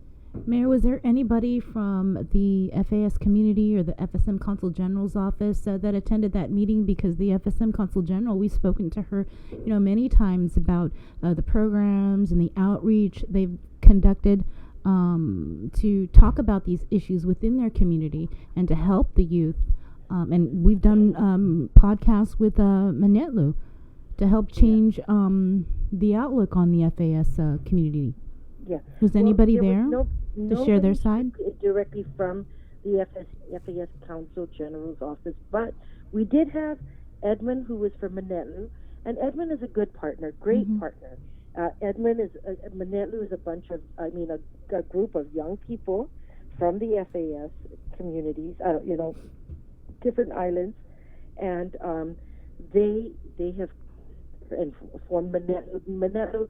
Like we explained, is part of the used to be Big Brother Big Sister, and they have changed their name, and the group of members as part of the Manetlu group are mostly from the not all, mostly from the FAS islands and communities, and they do wonderful things. And they don't just react; they actually come in and do community projects. We were sharing yesterday that they did projects with groups from all over the island, Hemlani, they're in Pacific Gardens, apartment areas, they're in Pagachao, and what they do is with Manetlu, they teach families how to work. Right. No, I know what they do, and I think a lot of people in the community know what they do, but I'm just asking, were they invited to be a part of the conversation? Well, Manetlu was there. Yes, they were invited, and so I guess. And so another representative, Father Fran Hizo, he actually works with different FAS groups as well. So, and Father Fran is one of our parochial vicars at the Santa Barbara Church. So, he works closely with the community. So he was also there at the invitation of Carlotta. Nice. Well, good to hear, Mayor. Anything else? What about the abandoned vehicles, revolving recycling fund? Was there discussion on that? Okay, well, we did drop something in the AG's ear as he was with us yesterday, that the memo of agreement between Guam EPA and the Mayor's Council is at his office, so he can push that through. So once that gets through and signed, reviewed, and then signed by his office, then it goes to the governor for her final signature. Then the MOA would come back, and that's when the funding can be transferred. Mayor, before we let you go, we had a caller yesterday. I don't know if you heard one of your constituents of Cecilia Kittigwa. Yes. Yeah. Yes. Issue with a dog, the neighbor's dog's not being tied up, and she gave us the whole history of this thing. She's called the cops. She's called Department of Agriculture. She also said she called you and you hung up on her. I don't know about all that. Could you just go over this situation with us? And is it common, these types of incidents in the village where somebody just doesn't want to tie up their dogs? Yeah, and it causes a lot of problems. We present the leash law. We give it to the actual homeowner of the dog. And in this case, she lives over on one area. It's a small community. And she walks her children to and from school. And so her neighbor directly across from her, when I went over there a few months ago, their dogs actually just come into her driveway. I took a photo of the dog coming into the driveway and sent it to agriculture and to Chelsea, and actually right away, well, within hours, she had her animal control people come. The animal control people team have actually given that neighbor 2 citations. Wow. I know that I spoke to the brother of the dog owner, and he indicated, and he's since moved out of that or is no longer at the house, but he did indicate that his sister, he ties the dogs, and then when his sister comes home, she lets them loose. The problem with those dogs is they have litter, and of course, mother dogs are very protective, but still, they have no business coming out of their property. And so, I continue to, with animal control being down closed during COVID, we try to try to catch the dogs. When we go there, the dogs run. So, we to the back of the house or under their cars, and it's difficult. I know that animal control at one point, actually, or twice, set up the dog cage at the house. And what happened was the dogs were there. They got called that the dogs are caught. By the time they get there, the homeowner lets the dogs out again of the cage.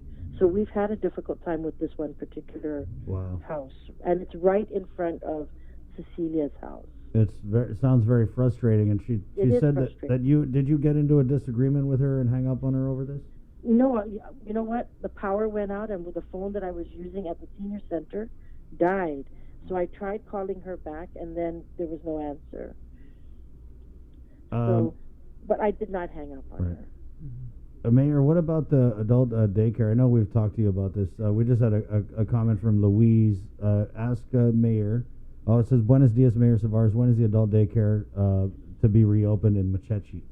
Okay. Well, we're going to be working. We're meeting with our adult daycare and senior center teams next week to see what plans they have.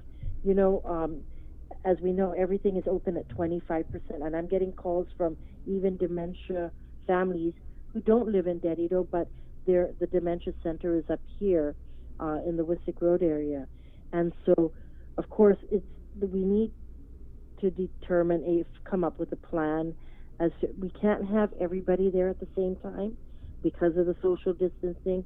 As we know, our seniors are very, very vulnerable to any infections and stuff. So each of the centers are developing a plan to bring the seniors back to whether it be adult daycare, senior citizen centers, and dementia. But we'll have something towards the end of the month, hopefully the beginning of July. But I can't say yet when they're coming. Everything's been sanitized, but it's having a plan to come back. We can't have everybody, like I said, can't have everyone come back at the same time. Right. Yeah. So it's going to be just like the schools. We have to probably alternate days. And I realize because families are calling me saying, Mayor, I need to go back to work. No, yeah. Mayor, there's another comment here. Mayors have the power to cite the owner. We did see Mayor Jesse Allig. I did a story on it. He had cited somebody for they had a bunch of dumping stuff on their property. Why haven't you cited this dog owner? They were cited. Oh. They were cited. They've got two different citations I see. from agriculture. But you have the... What about you? Why are we going to duplicate? You understand? Yeah. If I cite them and they've already received 2 citations, they're still dealing with those other 2 citations. I see. What would you, can you want to speak to your village mayor? We'll just give you the floor about maybe tie up their dogs or whatever. Okay, well, what we do is we have a process where we pass out leash law notices to everyone on the block when there's a concern, okay? And so it even gives animal control, and it tells them the responsibilities. On the backside, we actually have the leash law printed, and shares with them that if there's any damages or injuries or destruction, them as the owner will be responsible to pay for all those things. And, of course, we don't want it to come to that point, right? Yeah. But, it's telling them, would you rather tie your dog, keep them restrained in your properties, or be faced with these fines? So, and people say, oh, but it's not my dog.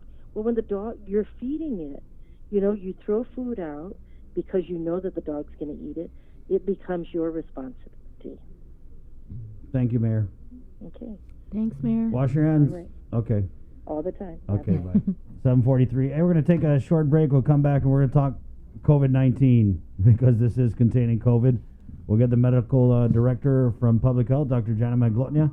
Next, right here on Guam's favorite Good Morning. Keeping you informed, KUAM News brings you Banking 671, brought to you by the Bank of Guam, the People's Bank, and Coast 360 Federal Credit Union. Together, we thrive. KUAM News COVID-19 Takeover on I-94 FM is presented locally by Ambrose Inc. GU Self-Storage, conveniently located near the Harmon McDonald's. We offer affordable rates, online payments, and auto bill pay for your convenience. Plus gate access daily from 6 a.m. to 9 p.m. Call us today at 648-7867 for more information. With the new challenges we're all facing, First Hawaiian Bank wants to make sure you have access to your financial world. With FHB Online and our mobile app, we hope to make banking the least of your worries. Visit fhb.com/digital. We hope that you and your loved ones are safe and healthy during the COVID-19 pandemic. It has been a challenging time for all, but now, more than ever, our cancer patients and caregivers need us. Although we are apart, we stand united in the fight against cancer. The American Cancer Society Guam is excited to announce our first virtual Relay for Life. Join us on Saturday, June 27th at 6:30 p.m. on KUAM TV 8, as well as on I-94 FM and streaming on KUAM News digital platforms. Cancer does not stop, and neither can we. On June 27th, let's celebrate together and fight cancer. Visit relayforlife.org/GuamGU to find out how you can participate in the 2020 virtual Relay for Life Guam.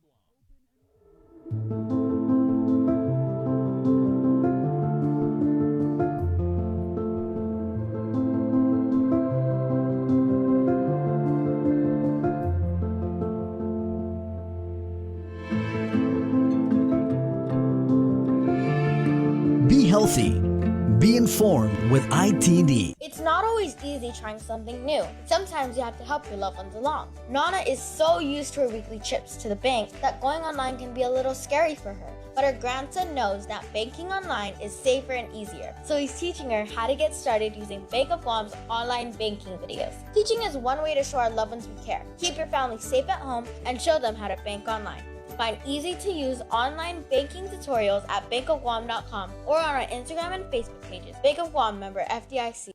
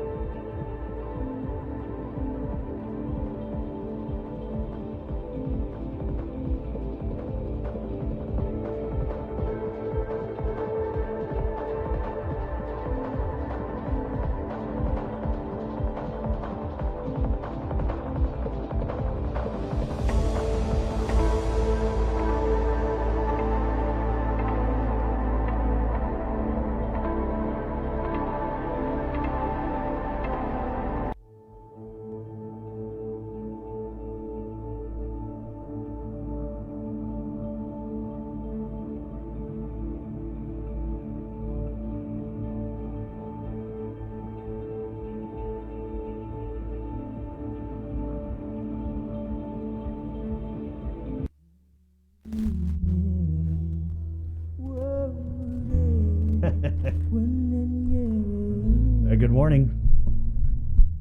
I've been told by living like a star. Hotel rich champagne and caviar. But no one ever showed me the river. And it really hurts. Baby, it really hurts. Oh, yeah. Try to sell your body. KFC, Kids from Chook. That's a cover. It's Just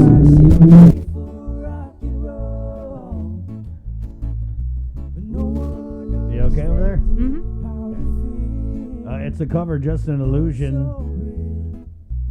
Good morning, 747. Let's get right to it and get the medical director for public health on the line, Dr. Jana Manglotnia. Good morning, Doc. Morning. Who is that music? I love it. That's KFC Kids from Chuk doing a cover of Just an Illusion. It is really good, Jam. Oh my gosh. That's all I name for some. Exactly what I said. Amen. Sticky stickum. And they were Richie. Oh, wow. Okay, I'll leave you alone. Right on. Okay, let's get to it. Let's get to it. Everyone's So talking about. We've got some new cases. Yeah, this is what we want to. So, what can you tell us about Army? the Army or whatever? It's Air Force. Air Force. Oh, Is it there Army? you go. There you go. So, just start at the beginning. Doc, we had was it 7 positives? 7, but I think 4 are part of the count, and then 3, I think or 3 they're waiting for the official notification. This is where you don't want to compare reports, because if you pull up 8 hours ago, it was 2, and if you pull up yesterday on that, it was 7. It's not a problem, but there's a little bit of a delay when it comes to the military, because where they send the bases, what bases they send it to get it tested, and sometimes there's a little jet lag there. And so where we get our same day or the next day, we are lucky, because on the mainland, people are waiting 3 to 5 days for their results at a minimum.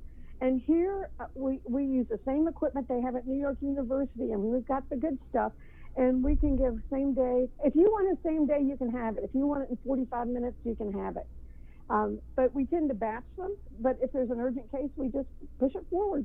So we're really fortunate here. So because the numbers are sort of up in the air, even we were like, is it 2? Is it 7? And how many contacts? This sort of thing. So it looks like, as of, let's see, which report did I print? This one is from Pacific Daily News, and they do show that there are 7 now. So I imagine that 3 more trickled in since last evening as being positive. We just had a hard time. I mean, Nestor Lecanto did the story for us yesterday, and it was just really hard to pin down any kind of comment for the military. That being said, Doc, does public health have the authority to go in and do the contact tracing like inside the base? So how does that whole process work? I'll tell you what we do. Okay. We are public health. It's so funny because you and I never even spoke before all this came up. It's just, everything is just changing as we go along now, and what we do, and we've always been in the background doing our work, but it wasn't as public. What we have is a SWAT team, and police have one, we have one. If there's a bug loose, we go for it, and whoever you are, whatever group you're with, if you're with the military or you're just one of our community, if we hear there's a bug out there, we dispatch our SWAT team and we say, do you need us? We'll be glad to come on base. We'll be glad to do off base. And with the military, they tend to say, we'll take care of ours on base, or like with the Teddy Roosevelt. I mean, Right. they had their whole enchilada and their game face on. So, and there were staggering numbers, and so they were like, we got this. And we're like, okay. So we just back off. We are there. If you need us, we're standing there twiddling our thumbs going, tell us where to go and when. We're there. And so that's how we work with them. We work collaboratively with anyone, any group that comes in that brings anything with them, whether it's Shigella, Dingy, whatever it is. And we just go out and we all march on, and we all hold hands and work together. And we say, what have you got? How many contacts do you have? Here's what we have. Let's go for it. You get the ones on base. We'll do the ones here, if there are any. Sometimes there aren't any. So that's how. So we will work with anyone, and the military will keep it within their confines if it's in their confines, like the ship. But if you have someone who is out in the community or staying out in the community, then we'll get involved if they need us. And we like to be involved anyway, so we said we want to be there. So I hope that answered your question. Are you awake? Yeah. I was trying to figure out if that answered my question. Would you quit playing solitaire when I am speaking? Busted. You're laughing. Yeah. Yeah, there you go. So what was can you just take us to yesterday, because we Wait, so no, you guys aren't doing the contact tracing. The military is handling it on their own, and then reporting the information to public health. Actually, no, we're working with them on this one because this isn't a ship. And they're You know, out. when you They bring came out of the base, right? Yeah, if they're out in the community, we offer our help, and we always get involved anyway. If it's out here, we tend to stand back. Like on the TRs, they said we got this, no problem, you know. But we're always there. But on this one, yes, we're working with them, and they send us information, and we all work together on contacts because they know if somebody had a civilian contact at the base or a civilian contact outside, and we pick up and run on that end. But everyone holds hand, and we all get through it. We don't care who brings what to the island. We'll work with anyone to take care of it. If you bring it in on a plane, we're on it. You bring it in with the military, we're on it. You bring it in with a ship, we're there. It's just, that's what we do. And although we have done this all along, you all didn't see us until COVID. We're front and center now, and we're like, gosh, we have to curl our hair every day. We used to have to do this. I'm just kidding. I don't. So can you take us, Doc, just to yesterday, because it kind of seems like it was rapidly evolving. We had got a hold of your director, Linda, and what she had said was we're running into a meeting on this right now. So Right. And that's exactly, it's all sort of new. It looks like, according to the date that I saw in the papers, they came here on May 25. So, yeah, it's all been within the last, 16 to 18 days that this has come up. What's and, the, go ahead. No, that's okay. What's the protocol for the military and these airmen? Are they supposed to be tested before they leave the base, or what's the deal with that? That we don't know. We don't know. See, some of them coming in, I've been told by some of them that we weren't even involved with. They were quarantined or tested before they even got here. And now I don't know about this particular group, but the military does their own thing, and they don't really divulge that. I've never really posed that question. We just take the ball and run with it. But we don't know. These guys may have been quarantined wherever they were and tested wherever they were, because after the TR, everyone is on guard. You can imagine. It's that really sent a message to the military that they're vulnerable as well. So I'm sure they've taken whatever precautions they could before they got here. But this fancy little germ does funny little things, because if you look at it, you have someone who likely had no symptoms on May 25th, and we're all looking at the 14-day window. Yeah. And CDC recommends 14 days. But what we saw in March, I was reading that it's the bell curve. You've got some outliers. Some come in at less than 14. Some, they said, were even coming in at like 28 days. They had a case in China.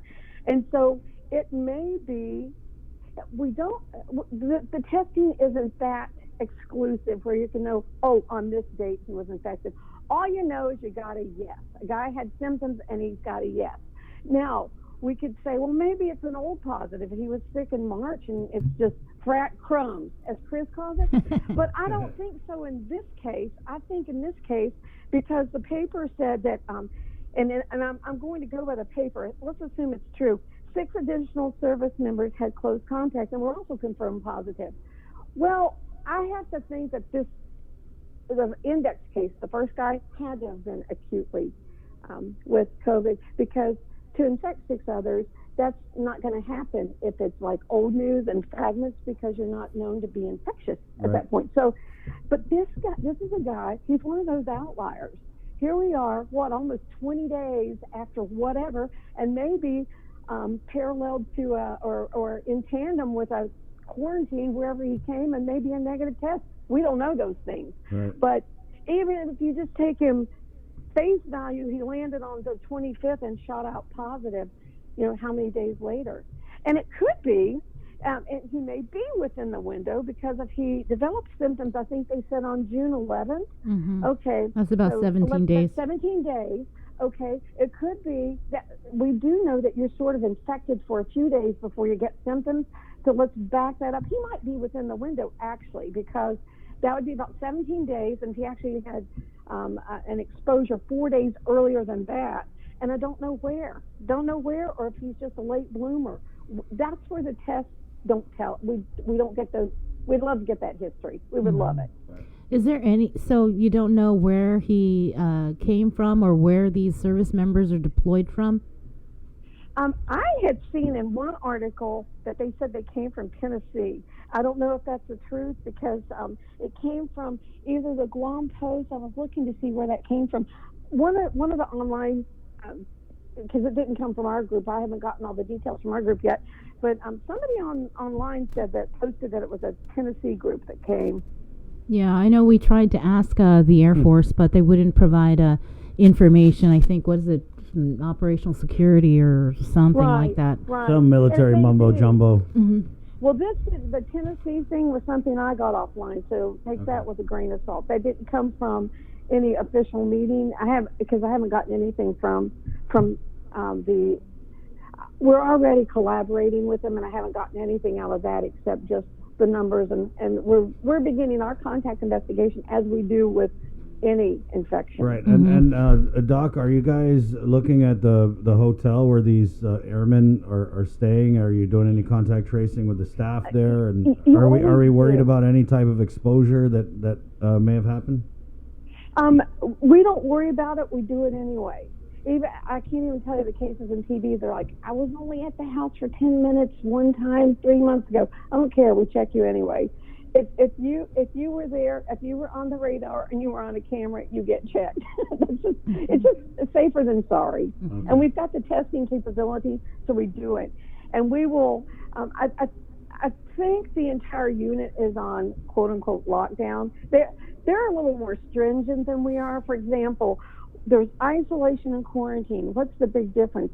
When we isolate, you're on what the military would call a lockdown because you're already a proven case.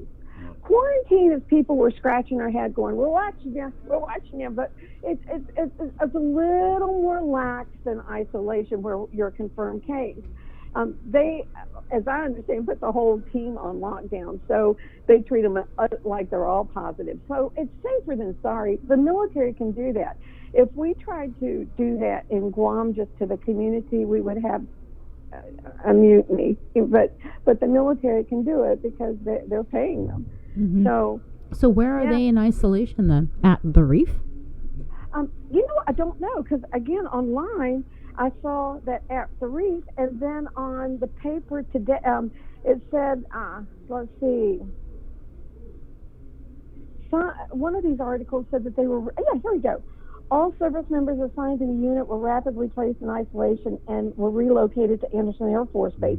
So it depends on which online article you want to believe. Well, no, we reported that. I just didn't know if that was the 7 that were rapidly placed in isolation, or we're talking about all of them. They said the whole unit's on lockdown. I did hear that. Doc, I did hear that. Are you guys going to do any testing of the staff at the Reef or any kind of effort like that? That's part of our contact investigation. With any infection, TB, whatever it is, if you're around them in a little perimeter, we start testing that perimeter, and if there are any positives, we move to the next ring. And people a little more remote, like I didn't even see the guy, we check those. We keep going outward until we don't have any positives. And often it's just the inner ring. The ones that were in close contact, if at all. Good morning, Doc. Let me just cut in here. We're KUAM FM Agotni Guam. Good morning to our viewers on KUAM TV 11. Thanks for jumping on. It's the KUAM News Takeover of Guam's favorite, containing COVID, and it's all proudly brought to you by Calvo Enterprises, Ambrose Inc., IT&E, Coast 360, and the Bank of Guam. On the line right now, we have the medical director for the Department of Public Health and Social Services, Dr. Jana Manglotnia, and we're discussing 7 new COVID-19 cases, and these 7 cases were from airmen who recently rotated into Guam. They were stationed or staying at the Guam Reef Hotel. They've since been moved on to Anderson Air Force Base, according to the doc. Where were we? No, I'm just so one of the service members first showed symptoms June 12th and tested by Naval Hospital, produced a positive result on the next day, which would be June 12th, right? 13, yeah. So that's how many days? A week ago? The article in today's paper said June 11th. He was June 11th. Showing symptoms and was immediately tested and produced a positive on June 12th. Right. Now, so that's how many days? That may be the day. That may be the date that they got it. Well, they notify us and we start working on it. Then, and I think he was included in our report. As soon as we found out that first one was included, and I think we added 2 yesterday. Mm-hmm. And another thing that's interesting too. But were people and staff at the Reef notified about this positive result on the 12th? I can say this. That's our protocol. Mm-hmm. So I would have to assume, let's assume everyone followed protocol, and I can bet they did. Everyone that needs to be aware is aware. But when were you guys Would they have to be quarantined? Like home quarantine, the staff? If anybody At is Reef? in direct, there's a little formula of time and distance. So if anybody came in close contact, whoever it is, even taxi drivers or whatever, I'm just saying anybody would have to be evaluated if they are in contact with an active case. That's just being safe. Mm-hmm. And it's inconvenient, but that's just what we have to do. And then another thing too, notice this, according to the paper, and I really don't doubt the paper. This looks spot on. No, I think what you're reading is just what everybody got, including KUAM. It's the press Right. release. But you have 6 people that may have not been symptomatic Right. and were positive, and that's why when we're doing our screenings out in the villages, that's why now we're saying doesn't matter if you have symptoms, if testing is free and open, no symptoms are needed to qualify, because we can test more people if they come in asymptomatic and say, hey, I just want checked. And is it old or new? We don't know, but yeah, I'm telling you this, if you come out with no symptoms and you even say I was sick 2 months ago, you're going to get, you'll get treated as if you're a new case, because it's the safest way to do it, because we can't say, well, it's probably old, you're right. But we go ahead and we tuck you in for at least 14 days to make sure you get through it. I wanted to switch subjects on something else, and this is the situation with the stranded Guam residents that are in the Philippines. And so we spoke with one of them and did an interview, and they may be coming back on Friday on a flight from the Philippines. But because it's a hot spot, would they have to be quarantined when they come back in a government facility for 14 days? Yes, there are several hot spots identified, and we're looking at all the places that are on, rocking and rolling with COVID. Of course, you can imagine we've got 2 options. Bring someone in from a hot spot where the cases are still increasing and just say, break bread, be merry, have a nice time. Or we can say, let's watch you for 14 days to protect you and to protect us, and then we'll get you back home. And that's for now, today, 8 o'clock in the morning, that's the stance we're taking on hotspot areas. Will that relax?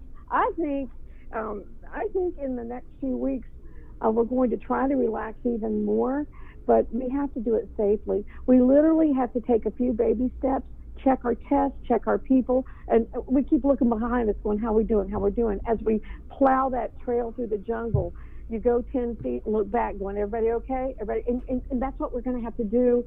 And I can't plug in exactly what that means, but I can tell you that's the approach we're going to take as best possible. Is trickle a little bit and then make sure there's no hit. Trickle a little bit more. You can't just open up, willy-nilly and let's open up the floodgates, because we don't know what to expect then.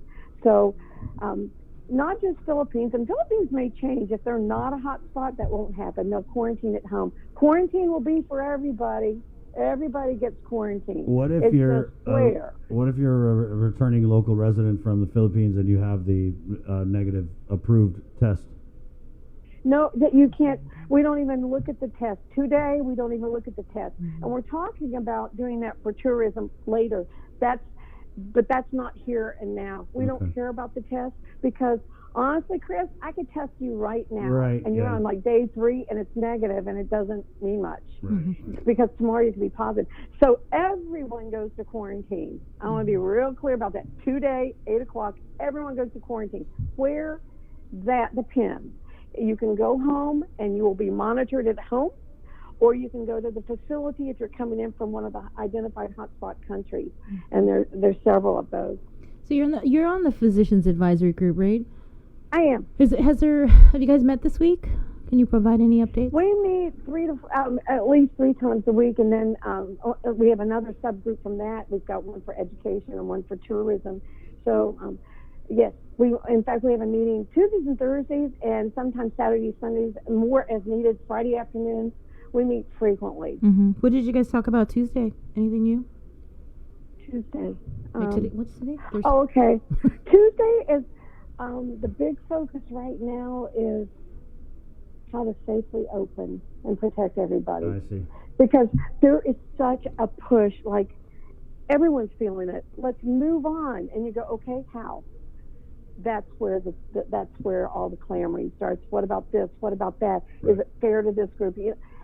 The not arguments. It's a wonderful dialogue that goes on in that group, and it goes on for hours because we're all going like, okay, we want to open. Can we open totally? No, we can't. Okay, how do we open partially and with fairness to everybody? So, and it's hard because you're always going to miss someone. When we open up and we go, okay, these people can open.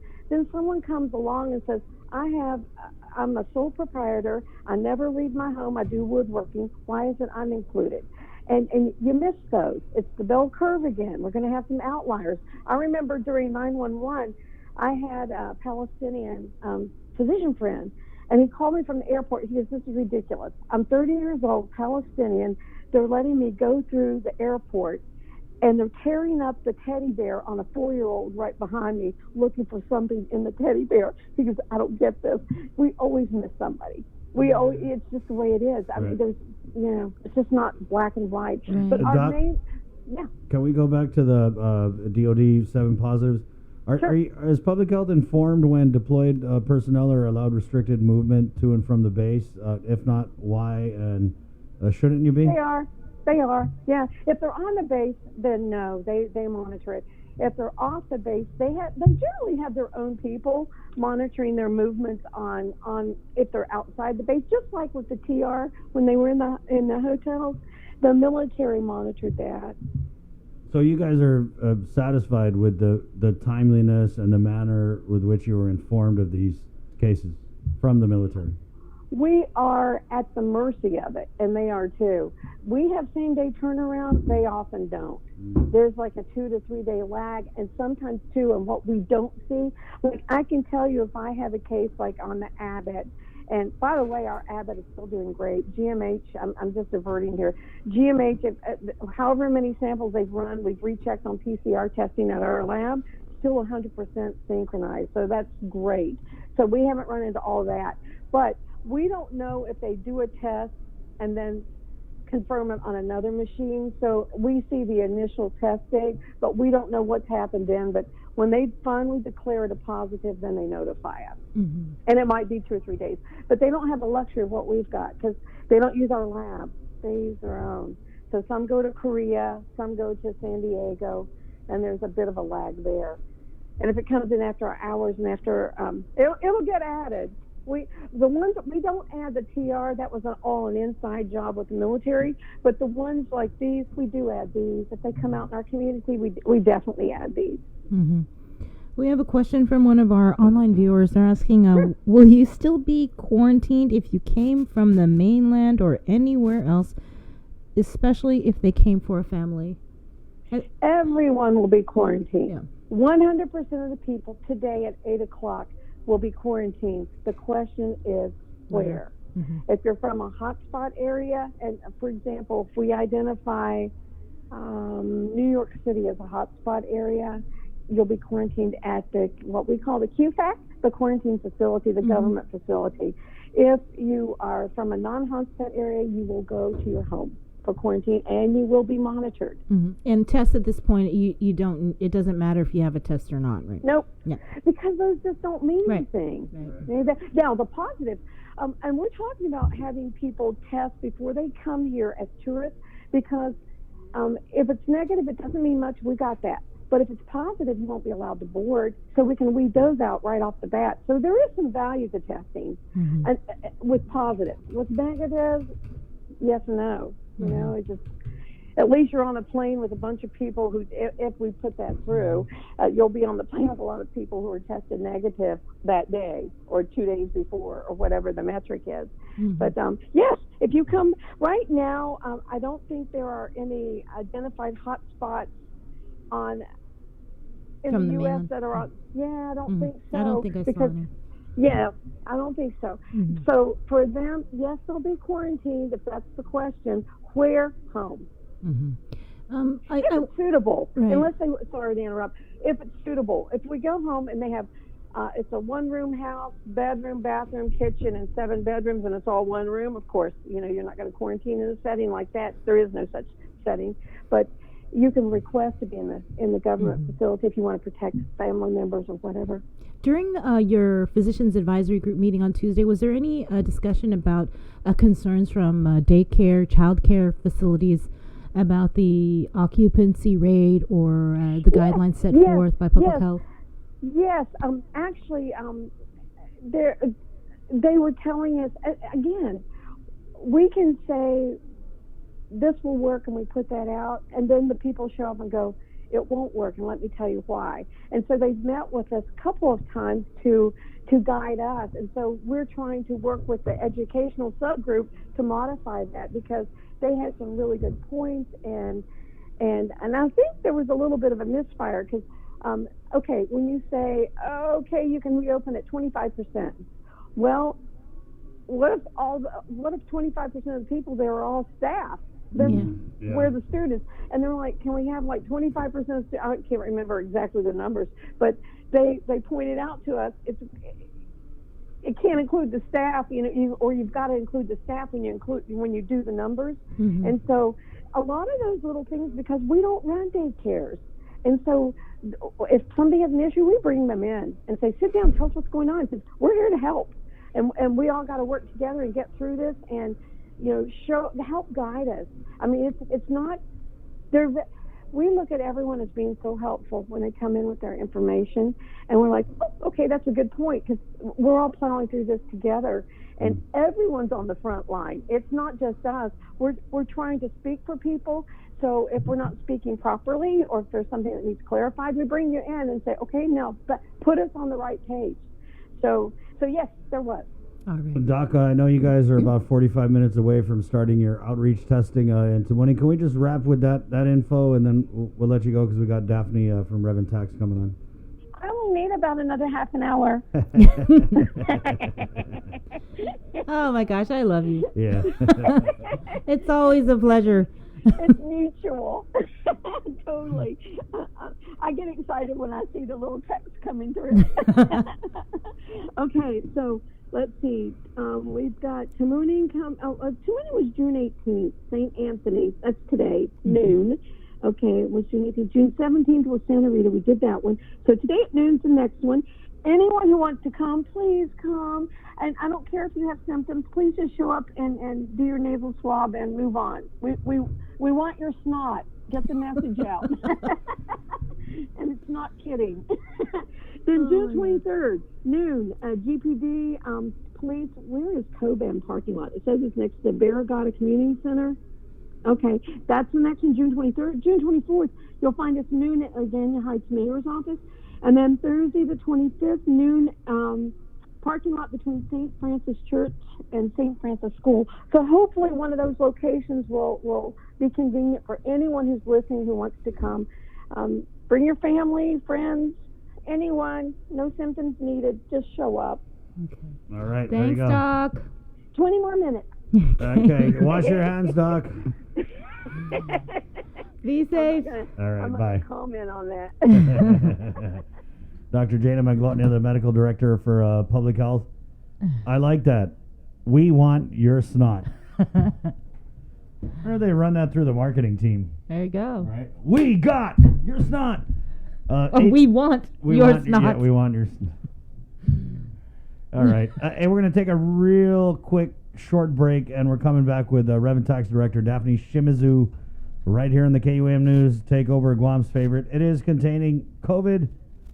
Good morning. Keeping you informed, KUAM News brings you Banking 671, brought to you by the Bank of Guam, the People's Bank, and Coast 360 Federal Credit Union. Together, we thrive. KUAM News COVID-19 Takeover on I-94 FM is presented locally by Ambrose Inc. GU Self-Storage, conveniently located near the Harmon McDonald's. We offer affordable rates, online payments, and auto bill pay for your convenience. Plus, gate access daily from 6 a.m. to 9 p.m. Call us today at 648-7867 for more information. With the new challenges we're all facing, First Hawaiian Bank wants to make sure you have access to your financial world. With FHB Online and our mobile app, we hope to make banking the least of your worries. Visit fhb.com/digital. We hope that you and your loved ones are safe and healthy during the COVID-19 pandemic. It has been a challenging time for all, but now, more than ever, our cancer patients and caregivers need us. Although we are apart, we stand united in the fight against cancer. The American Cancer Society Guam is excited to announce our first virtual Relay for Life. Join us on Saturday, June 27th at 6:30 p.m. on KUAM TV 8, as well as on I-94 FM and streaming on KUAM News digital platforms. Cancer does not stop, and neither can we. On June 27th, let's celebrate together and fight cancer. Visit relayforlife.org/GuamGU to find out how you can participate in the 2020 virtual Relay for Life Guam.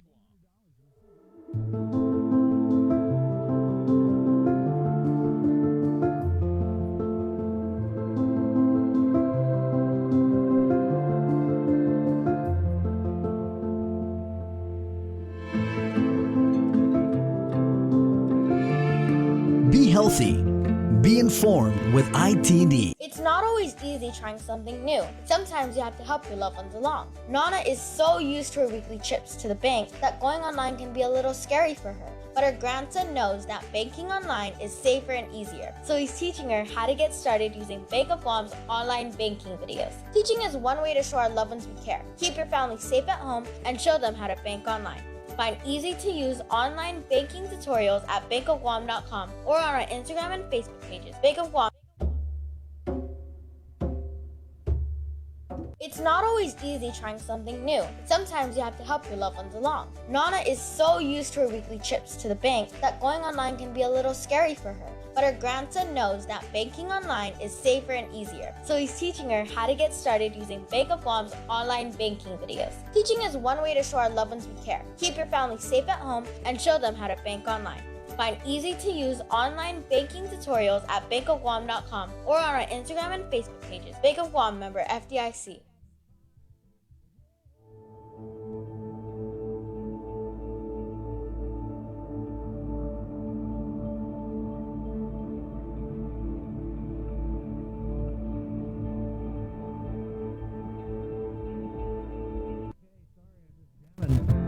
Good morning. Rock Bottom, come and get your love, 821. Good morning, Guam. We're all proudly sponsored by Ambrose Inc., Calvo Enterprises, IT&E, Coast 360, and the Bank of Guam. It's containing COVID. Good morning to our Facebook Live viewers, listeners on the radio, our viewers on KUAM TV 11. Good morning on you. We'll get Reverend Tax Director Daphne Shimizu on now. Good morning, Daphne. Hi. Happy day, Sabrina. Happy day, Chris, and happy day to all your Facebook Live listeners, and also to your you have this, I guess, this application where you can get online and you can listen just on your phone without being on Facebook. And I've tried it, so great job on that, because it really has helped me when I'm away from my radio and not able to log in. So we appreciate your support, Daphne. No, I really actually enjoy listening to you guys, and so it helps to kind of brighten my day when I hear your jokes and things like that. I tend to not, if you know me, my sister will tell you I'm not really quick-witted and I'm not really good at telling jokes. So I always appreciate when people have great humor. So anyway, but I wanted to give you an update, and right out the gate, I wanted to also share, I guess, I know we've been talking about the Get My Payment portal, and which actually we're going to be calling, it's the Guam EIP lookup portal. And we were ready to launch it in this week, and I feel like I don't know if you've ever played football, but my son played football for many years, and we're like fourth in inches, but we ran into a bit of a hurdle. And, I'll tell you, it's actually probably most disheartening, probably to me and my team, because, we were so close to launching it, but we had to make a deliberate decision to not. And I'll share with you, I think if anybody knows me, you probably know that I'm my biggest critic, and I love to get things done. So, that we're not quite done with it is a little bit disheartening to us, but we're going to be working, to get it done. I'll share with you, the other night, my husband and I were watching NHK, and there was this segment which focused on this Japanese phrase, which is Nanakorobi Yaoki, and which I think literally translates to 7 down, 8 up, and it's and basically means you fall down 7 times, but you get up 8, and so we're doing our best, and we're not going to give up to try to get this done. But I promise you, once it's up and running, this is not only good for this particular program, but it kind of lays the foundation for other things that here at Rev Tax, our team has been working to kind of lay the foundation or work on getting done. So, we're not yet done. We're almost there. And thank you to your listeners and everybody for being patient with us. And of course, we continue to have our customer service line, and we're continuing to try to get as many questions answered as possible. And we're still here, and we're going to continue to do that. Thank you, Daphne. We did have let me just go through that about 4 or 5 different issues that our listeners have been bringing. So they're asking about the status of any stimulus checks, status for non-filer stimulus checks, status of the next tax refund payouts, and was there something else for you? That's what I had on my end. Sure. So on the status of the EIP checks, if you notice, we've been actually cutting checks on a weekly basis. As of last week, which was the 12th, we had processed, I think, another $2 million, and it was almost 1,300 checks last week. And so we're at about 90% of what we had originally estimated of the 134.8 million. So we're about 122 million, just shy of 122 million in payments for EIP. But we're processing those on a regular basis, on a weekly basis, so that we can make sure we continue to get those out consistently. In terms of the non-filers or payments for non-filers, we've actually already begun to make payments on non-filer forms. So over the last couple weeks, probably people who have filed non-filer forms should have already received some payments. And in fact, because the issue of Social Security and Veterans Disability recipients receiving payments has been kind of at the forefront, most especially, for our people who, we have a very high, population of people who, of course, are veterans and who receive Social Security income. So we've also, just kind of tried to look at our data to see whether or not we've paid, people who receive Social Security and Veterans Disability. And so we've already, begun to pay people out again who have received Social Security and Veterans Disability, who receive that type of income.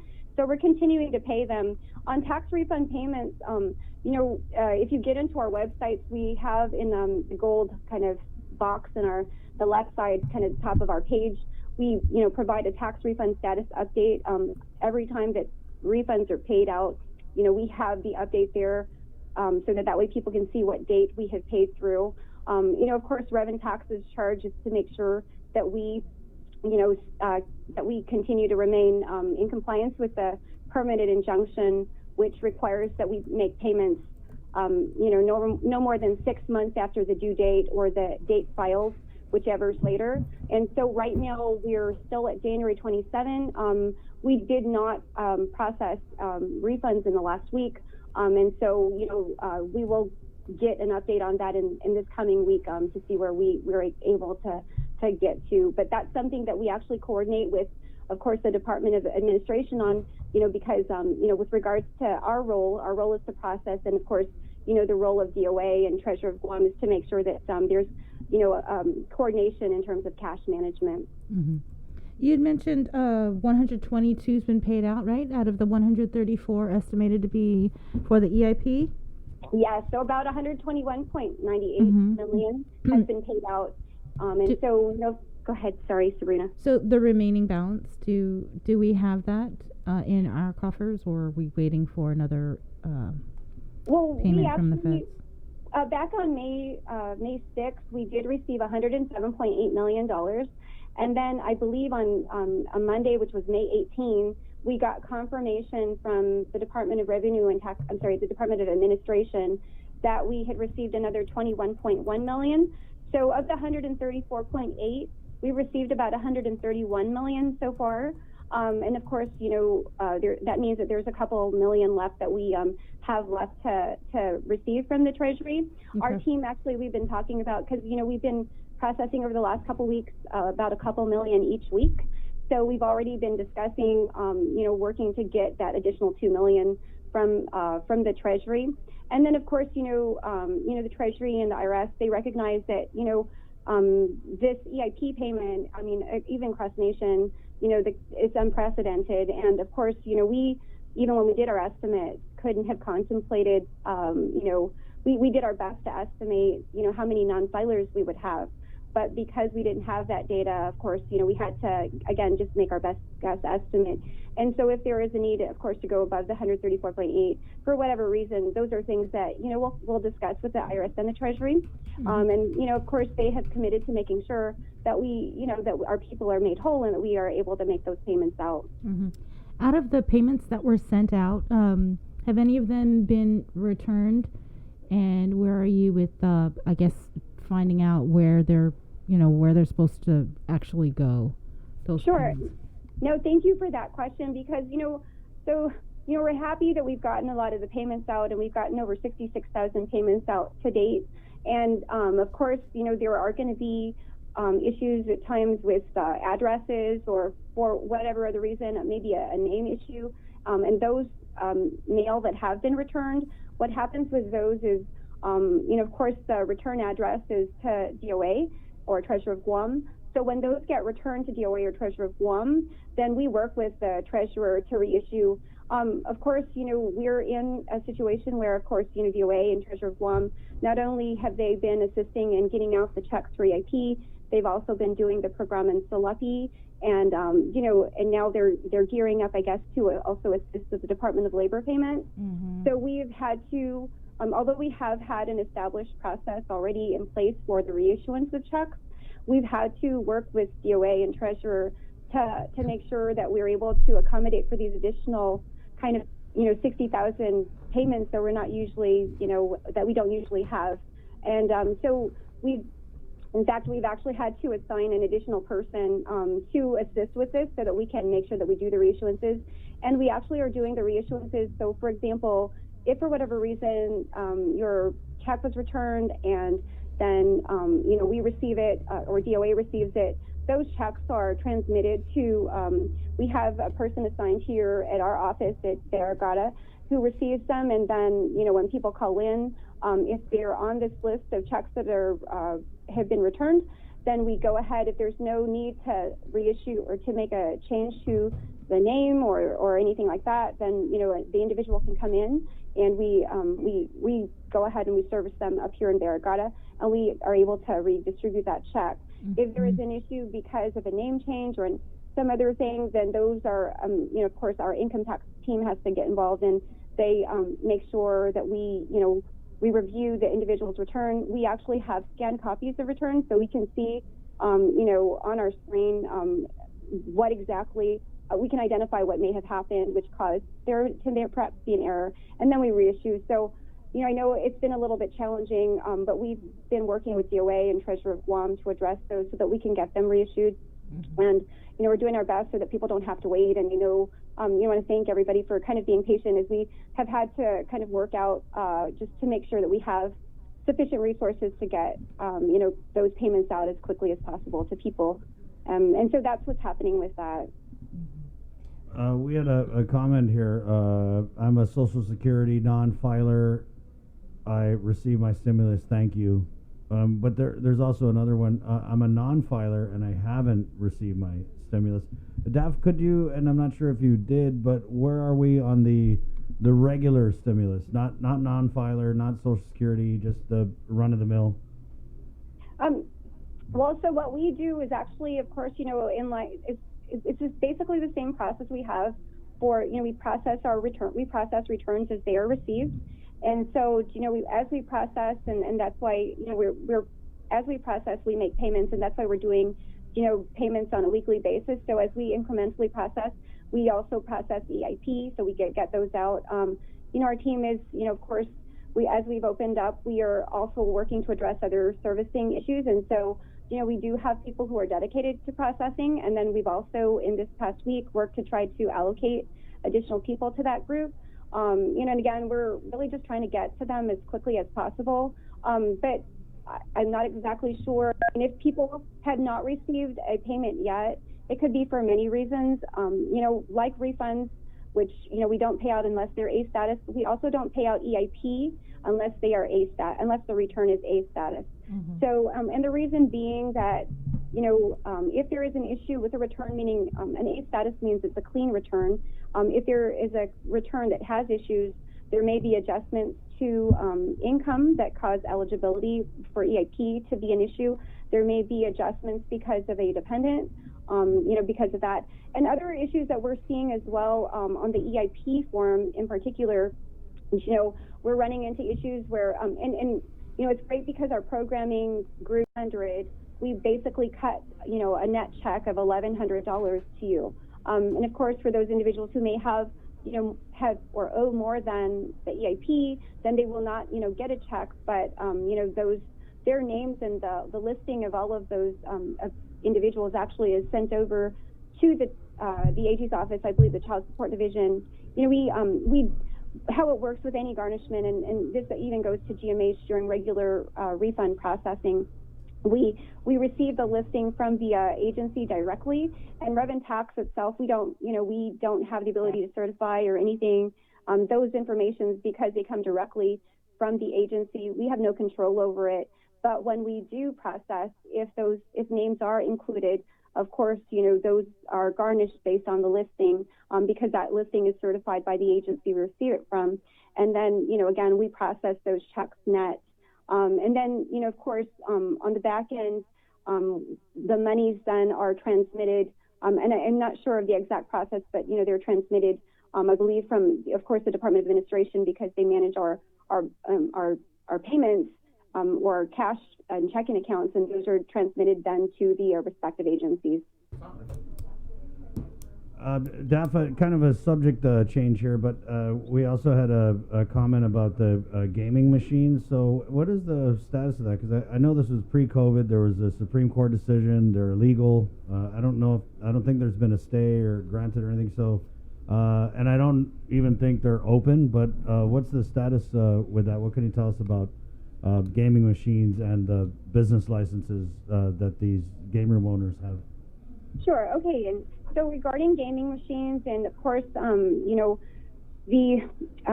guess that it's called a decision and order from Superior Court Judge Arthur R. Varsinas was actually, I think, issued back in March, like mid-March, right before the public health emergency was called. Now, in the midst of all this, of course, we've been in communication with our attorney, and our attorney representing us for this is Attorney Sophia Santos Diaz out of, our governor's office. And so, the judgment, there was there's different types of legal documents, and I'm just kind of learning them. But there's a decision or an order that was issued, but then there was a judgment that was also issued, and that judgment, as I understand it, was only entered into the court docket, I'd like to say, in the last week or so. And so we've been communicating with our attorney on the judgment, and in trying to make sure that we, of course, comply with the judgment as indicated. And we don't have an actual official kind of statement on this yet, but again, we've been in communication with our attorney on this, and once we and of course this is a very important issue. We, as I am aware, and I've been in close communication with our regulatory team, of course, gaming businesses should not be open at this time, and of course they're not part of, I guess, the essential businesses that have been opened. So, they're not operating, that's, one, but again, we, are still working with our attorney, and again, because the judgment was just issued, I believe, in the last week or entered into the docket. So, and that was kind of a separate item from the decision in order from back in March. But we're continuing to address it, and also we've been, of course, in communication with our attorney, and who also communicates with the AG's office as needed.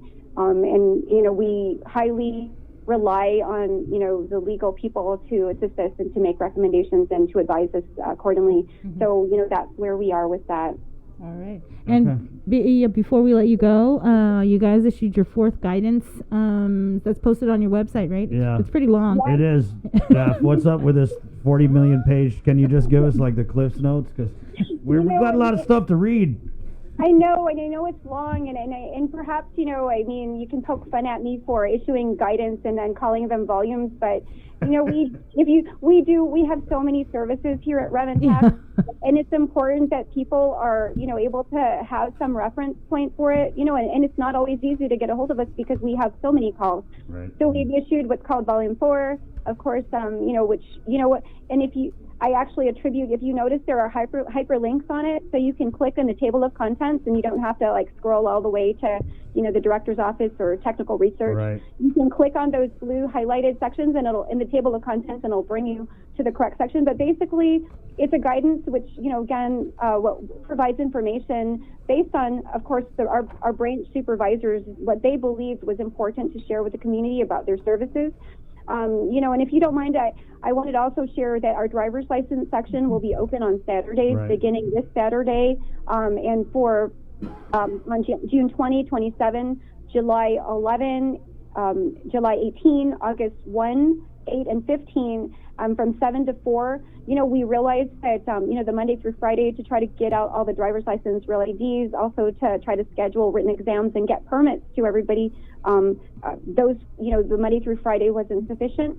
So we're going to be servicing our people Monday through Friday, driver's license branch only in Barrigada. And we encourage people to come in. If you look at our guidance, we had to, of course, extend the validity of those expired driver's licenses and Guam IDs through, I believe, August 31. It was originally going to be July 31, but only because people haven't been able to get their driver's licenses renewed due to, there's such a high demand. And again, we've been trying to service people, but, I know, again, people perhaps may poke fun at me because of Volume 4, but I will tell you it served as a great guide to our team, and it tells things about business licenses, where you can get it if you need a BPT, or if you need to contact our criminal investigation branch or some other branch. It does provide information, and we're hoping that it's helpful, to our community. But yes, you could find it on our COVID-19 section. And all of our volumes and all of our media releases related to COVID-19 are there. All right. All right. Well, thank you for sharing more on. Also, just because you're opening Saturday, Manumco Hour. I want to make sure the 7 to 8, right? We do 7 to 8. We have it's for our Manumco, our individuals with disabilities, and our veterans. Like always, we want to make sure that we allocate time for them.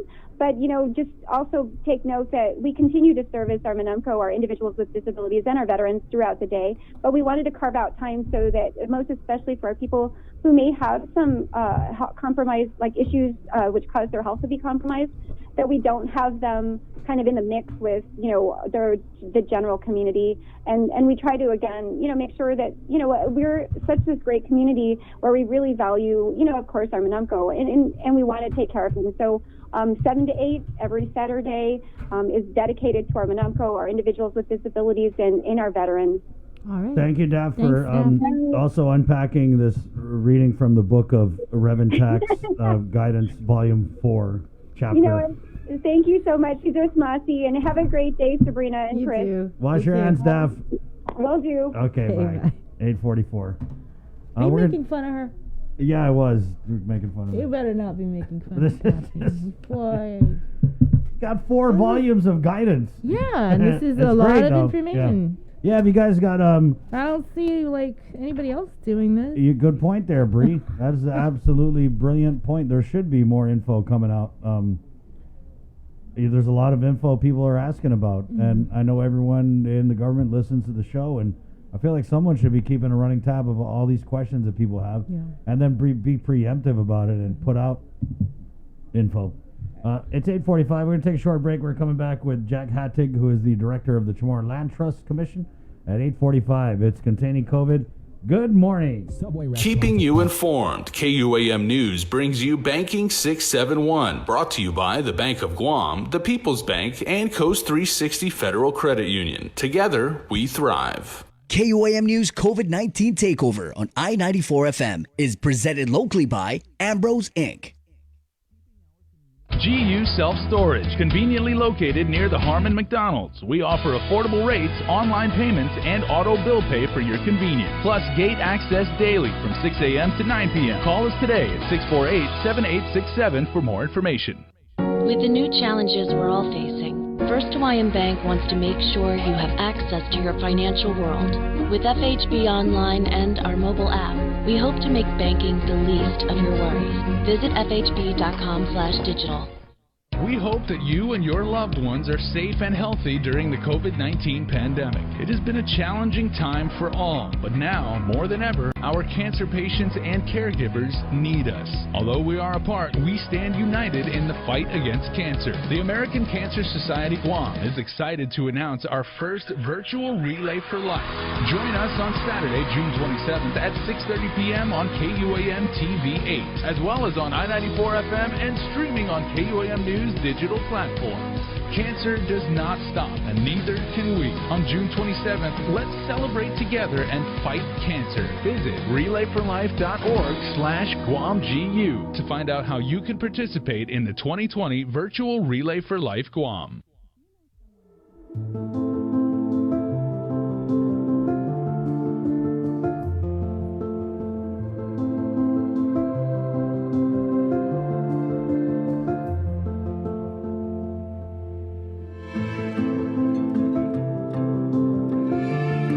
Be healthy.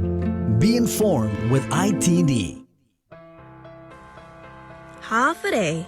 When it comes to applying for unemployment benefits as it relates to the Pandemic Unemployment Assistance and Federal Pandemic Unemployment Compensation programs, the first thing you'll need to do is create an account and register on HireGuam.com. Utilizing this button rather than the Not Registered button at the upper right login box will ease the pool registration process as it was built specifically for the pool program. The first page you'll see is the welcome page that explains the pool program and the 10 scenarios of eligibility that caused unemployment. Read through it entirely, and if any pertain to you, click Next. Input your social security number and then re-enter to confirm.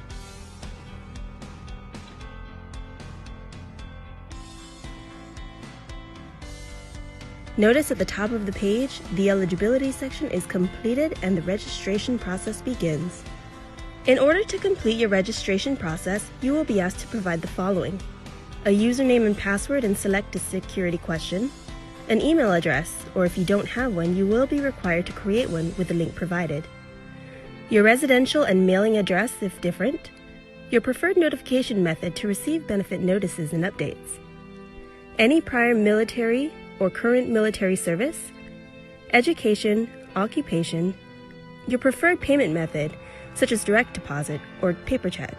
Now, if you opt for direct deposit, you will need to supply your bank account and routing number. And since these benefits are taxable, whether or not you would like your taxes withheld. When you see the page notifying you to proceed to make your PUA claim, you have completed the registration process and may continue to the work history portion of the claims process. Input your last employer data, job title, and employment information. When the system prompts you to enter your last day worked, make sure you enter the date in which your employment status was directly affected by COVID-19. For example, if you were furloughed on April 1st, 2020, but have since returned to work, you will enter April 1st and not yesterday. Complete the rest of your work history information and add as many past employers as needed. Once completed, you will be required to certify that all information is true and correct, that you are responsible to keep informed of program benefits and reading program material, and that you acknowledge that any false statements are punishable by law and could result in a fine, imprisonment, restitution, and a loss of future benefits. Read through PUA's to-do list and take note of the following. Immediately file your weekly claim. Report all income for the week to include tips, commissions, and gratuities, even if you have not yet been paid. If you return to your normal pre-pandemic work hours or return to work and make over $494, you must stop filing a weekly claim. You must be able and available for work. If you are offered your job back and refuse for a non-COVID related reason, you are no longer eligible to receive PUA benefits. And at PCOR 3, you must look for work by contacting at least 3 different employers about job openings. Be sure to upload a valid government-issued ID and supporting documents to strengthen your claim. Congratulations! You have completed the PUA claim filing process. It's time to file your weekly claim. Click on the File Your Weekly Claim button to proceed. Read through the explanation of the weekly certification process.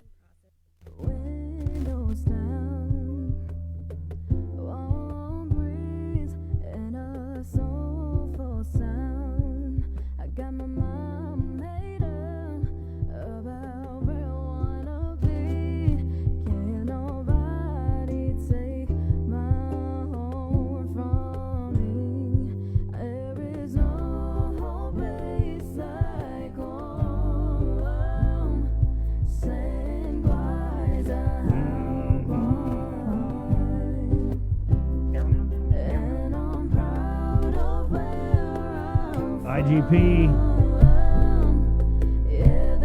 Enet nun gef pokgu. Sen Guaiza Hawguahan. Good morning. It's containing COVID. Oh, she got a whole dance of this. Who wants to see Sabrina choreograph a whole dance of this song? Very funny. We should just ask Annette and get Bob Winter. Yeah. Do a dance. 8:51. Let's keep it going on the phones here. That's someone we haven't spoke to well, it's been a while. I don't think we've actually ever had him on. So we're gonna break him in easy this morning. Land Trust Director Jack Hatton. Good morning, Jack. Thanks for joining us. Good morning. Half a day, Chris, Sabrina. Half a day, Guam. I guess we'll just start from the beginning and just catch up. What was the Land Trust up to during the COVID pandemic? If you could just run through some of the issues and problems and work that you guys were doing during the government shutdown. Sure.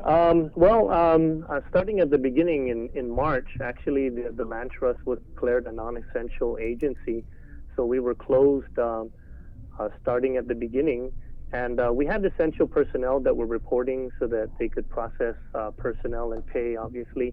But we also had our land agents teleworking and making sure that they're up to speed on exactly what the needs are.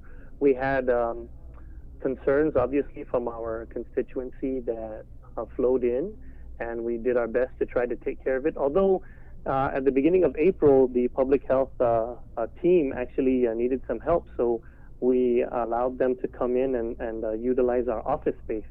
So they were actually utilizing our office space. So we couldn't report physically, but we helped in the process of the pandemic to help DPHSS. And then when we got word the opening of the recommencement of operations for all agencies on June 1st, we were ready. Public health, they found a new spot, and then we brought our people in, and we established a rotational schedule, and we're doing the social distancing required by public health, and we're now functioning, and we're now continuing to take any concerns from our constituencies and resolving any situations. Okay. We'll just go run down the list and kind of catch up on some issues. What's the status of the rugby field up there at Weddingill? I know that this is something that we had covered. Last we had heard, they were very, very close to an official resolution. Has all that stuff been signed and all that? In actuality, we are, I know Daphne talked about being fourths and inches, and I know you don't do that in rugby, but we're really close. All parties have signed the actual agreement, Hells Angels, Guam Rugby, the representatives of the trust, and now there was also a signature block for the Department of Public Works. So we're currently trying to get the signature for Public Works, and then once we do that, we can give the document to the two parties and we can begin. I'm also happy to report that the Department of Land Management has agreed and scheduled the consolidation and reparceling survey of the lots there, so that we can get a clear indication of which property belongs to or is leased by or licensed by each organization. Mm-hmm. Jack, before the COVID, it was actually during the dengue, you guys had done, well, you didn't do it, but there was a big cleanup there, Swamp Road, and I think the thinking behind the cleanup was they were trying to mitigate areas where mosquitoes could potentially breed, but in doing that, it ended up turning into this huge effort to like not Gus Swamp Road, right? And so a lot of these are Chamorro Land Trust lessees, and I remember there had been some talk about penalizing some of them for, just not taking care of the property, right? I mean, it was just totally disgusting. I was out there. Right. I was just ashamed, embarrassed. I just felt like they were taking a big dump on this amazing program that we managed to snatch out of the... What we're also trying to do is we're beginning the discussion of trying to put it into the lease agreements, so that we can have specific language in the lease agreements, so that the lessees know exactly what these things are that they can't bring to waste on government leased land. Also, certainly, we'd like to work more with EPA and the mayor's offices, the respective mayor's offices, in trying to put together maybe a more frequent monitoring program. If we do a concerted effort to join together to help to monitor these areas, because the CLTC agency is a small agency, obviously. I only have 8 land agents, and it is difficult to go out and to inspect all of the properties at any given time. But if we work together with the mayor and other agencies, and certainly with the constituents themselves, right, the lessees, surely we can monitor the process and we can get to it before it becomes an even bigger mess. Jack, I want to say the CLTC, I thought I saw it in my email somewhere. Is the board scheduled to meet today? Yes, actually we are scheduled to meet today, and it's supposed to be at 1:00 p.m. at the GCIT building, Suite 300 on the 3rd floor. What are some of the items on the agenda?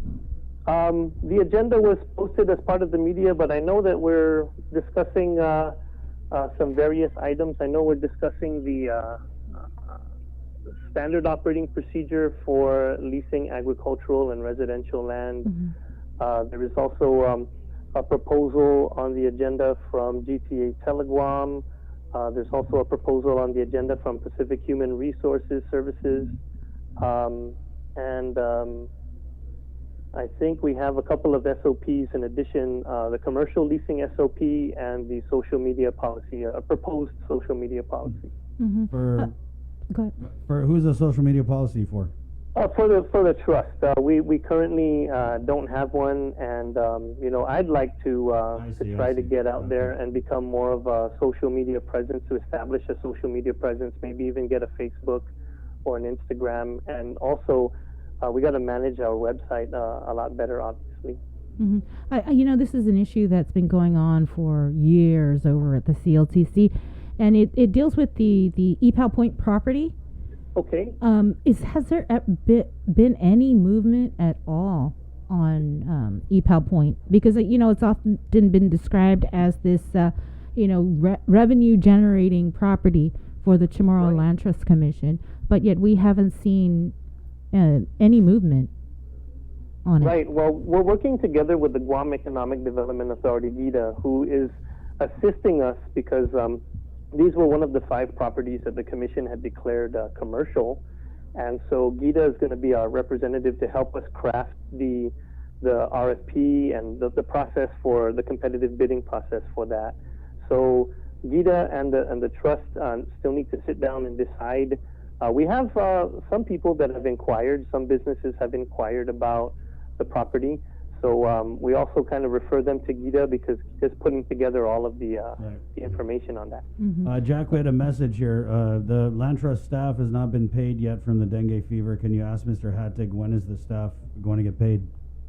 Right, we're working together with Public Health and the Guam Homeland Security to identify exactly. We've submitted all the paperwork, so to identify exactly where, if there's anything that's stuck exactly. And we haven't received any update as of today, but I will be continuing to press public health so that we can get our people paid fair compensation. Mm-hmm. Yeah, there was one thing I saw on the legislature's website, and it was that the appointment of a board of director. I can't remember her name. Lucia or Lucinda Lozano or Lagos. Right. Ms. Lucia Lagos has been appointed, or the governor has transmitted the appointment to the legislature. Right. Yeah. But it was also that appointment is to replace Pika Farron, who has been on the Chamorro Land Trust Commission board for years. I mean, I could go on and on about some of the positive things she's done to transform the agency. I know that there were problems with the issuance of leases supposedly to people that weren't eligible, and there were connections like Barragata Heights and other areas. And then we have the CLTC lawsuit with the feds that was settled, the rugby situation, and the fact that she was not reappointed. How does that make you feel, having known some of the successes she has brought to CLTC? Well, it's an extremely rewarding feeling to have worked with the chairwoman this time as administrative director. I'm the governor has the appointment authority to appoint members to the commission, and I respect the governor's decision. And I look forward to working with whomever is there, I just hope that whoever is appointed can really make the same impact that the chairwoman has made over the course of her term, because she's been a tremendous supporter and advocate of our constituents. She's been a tremendous help, of course, to our agency in some of the things, the policies that are developed.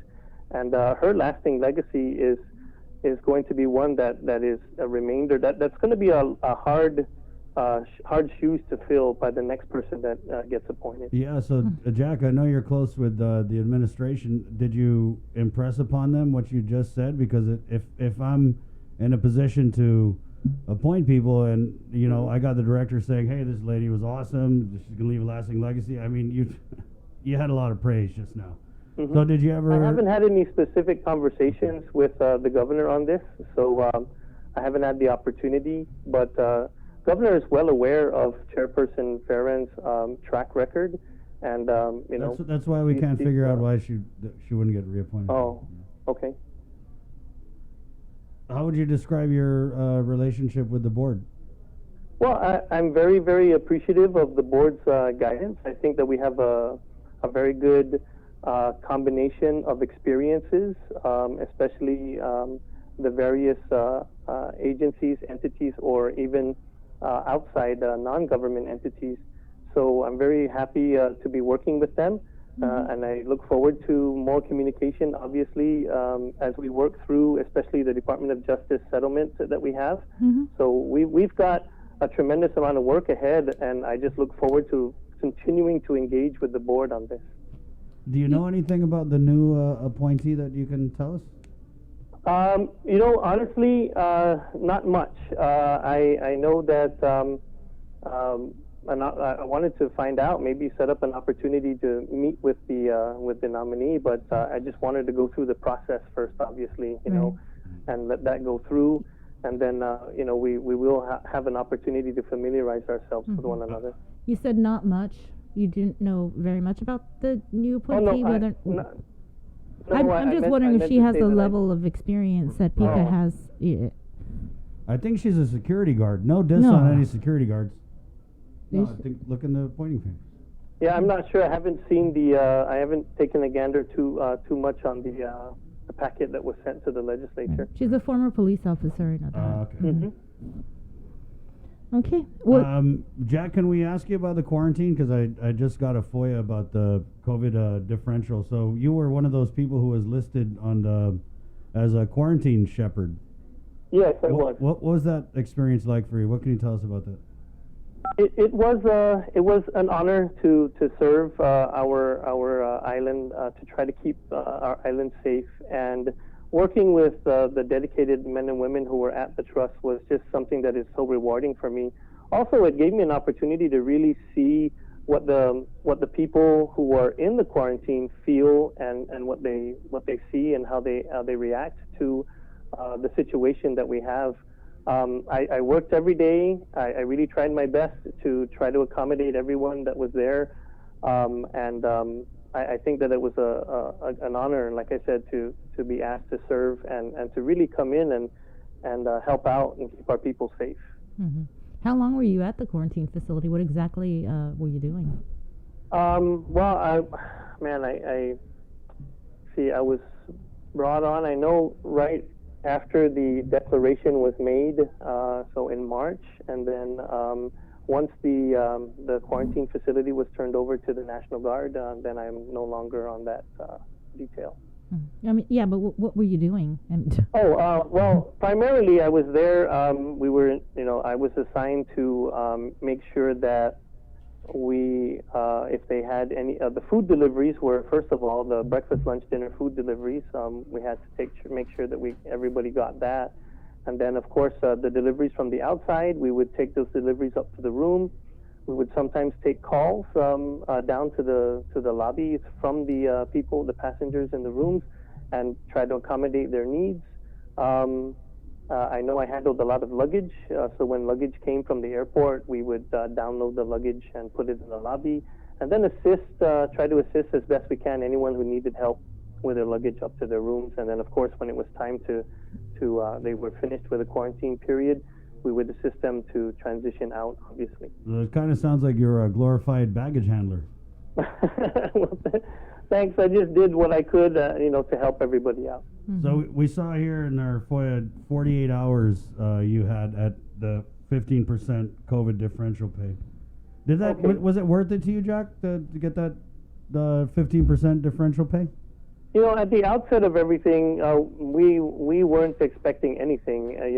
I'm of the opinion that I went there to serve, and I think that if workers especially are putting their health at risk and doing what is right in service to our community, then they deserve just compensation according to the law, whatever that might be. Are you going to run for senator?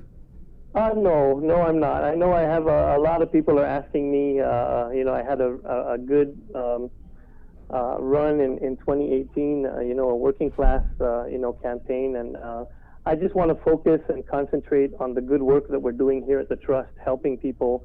I think that has a really a great impact on moving forward. Like I said, especially with the new qualifications for the Trust, I think that we need to have steady leadership in making sure those operations go smoothly. So I'd like to stay as long as I could, obviously. Well, that's interesting because we heard you. They're hearing a lot of names, right? And people were throwing out your name, so I just wanted to ask you.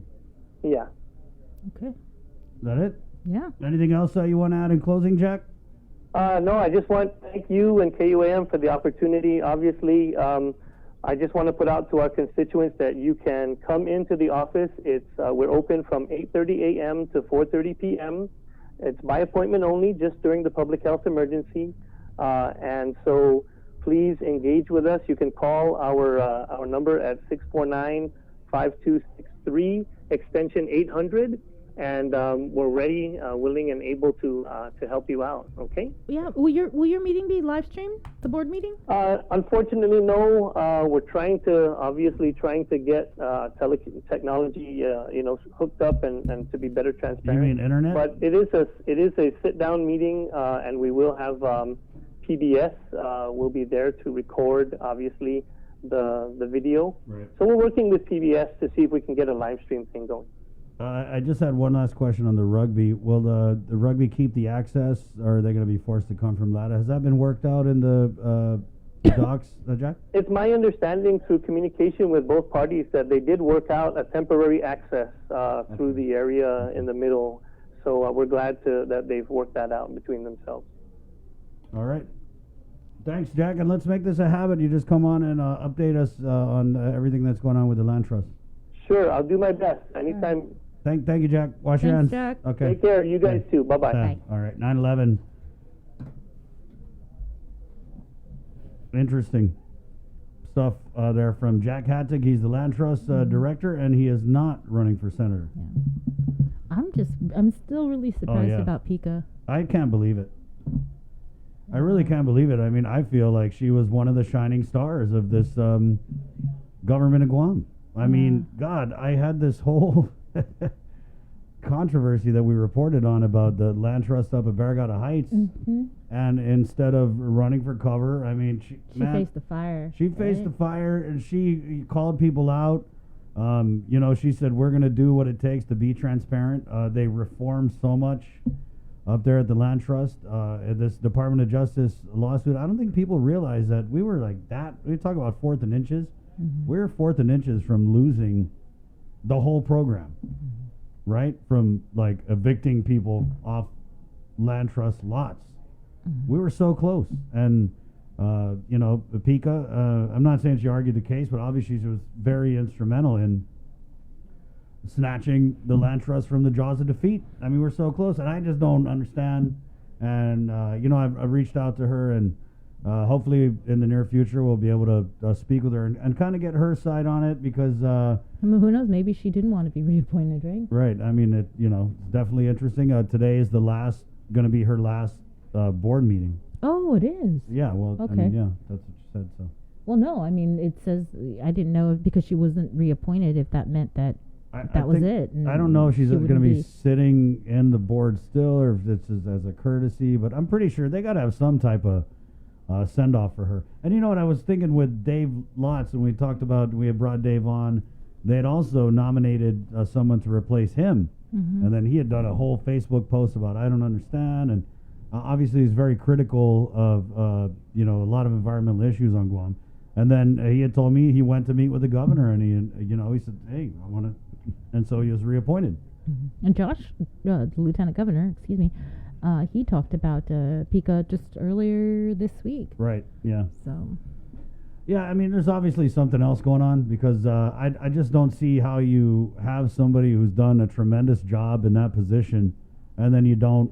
I mean, you're right, we don't know if she was just replaced outright or if there was any kind of like behind-the-scenes dialogue. But yeah, I'm scratching my head here because I felt like, again, she was very competent, which is kind of rare nowadays. It's 9:13. We're going to take a short break and come back with Guam Police Department update with Sergeant Paul Tapao right here on Containing COVID. Good morning. Keeping you informed, KUAM News brings you Banking 671, brought to you by the Bank of Guam, the People's Bank, and Coast 360 Federal Credit Union. Together, we thrive. KUAM News COVID-19 Takeover on I-94 FM is presented locally by Ambrose Inc. GU Self-Storage, conveniently located near the Harmon McDonald's. We offer affordable rates, online payments, and auto bill pay for your convenience. Visit fhb.com/digital. We hope that you and your loved ones are safe and healthy during the COVID-19 pandemic. It has been a challenging time for all, but now, more than ever, our cancer patients and caregivers need us. Although we are apart, we stand united in the fight against cancer. The American Cancer Society Guam is excited to announce our first virtual Relay for Life. Join us on Saturday, June 27th at 6:30 p.m. on KUAM TV 8, as well as on I-94 FM and streaming on KUAM News digital platforms. Cancer does not stop, and neither can we. On June 27th, let's celebrate together and fight cancer. Visit relayforlife.org/GuamGU to find out how you can participate in the 2020 virtual Relay for Life Guam.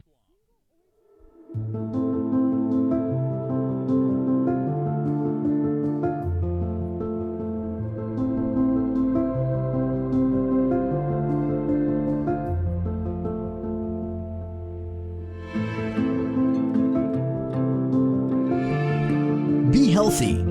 Be informed with IT. It's not always easy trying something new. Sometimes you have to help your loved ones along. Nana is so used to her weekly trips to the bank that going online can be a little scary for her. but her grandson knows that banking online is safer and easier, so he's teaching her how to get started using Bank of Guam's online banking videos. Teaching is one way to show our loved ones we care, keep your family safe at home, and show them how to bank online. Find easy-to-use online banking tutorials at bankofguam.com or on our Instagram and Facebook pages. Bank of Guam, member FDIC.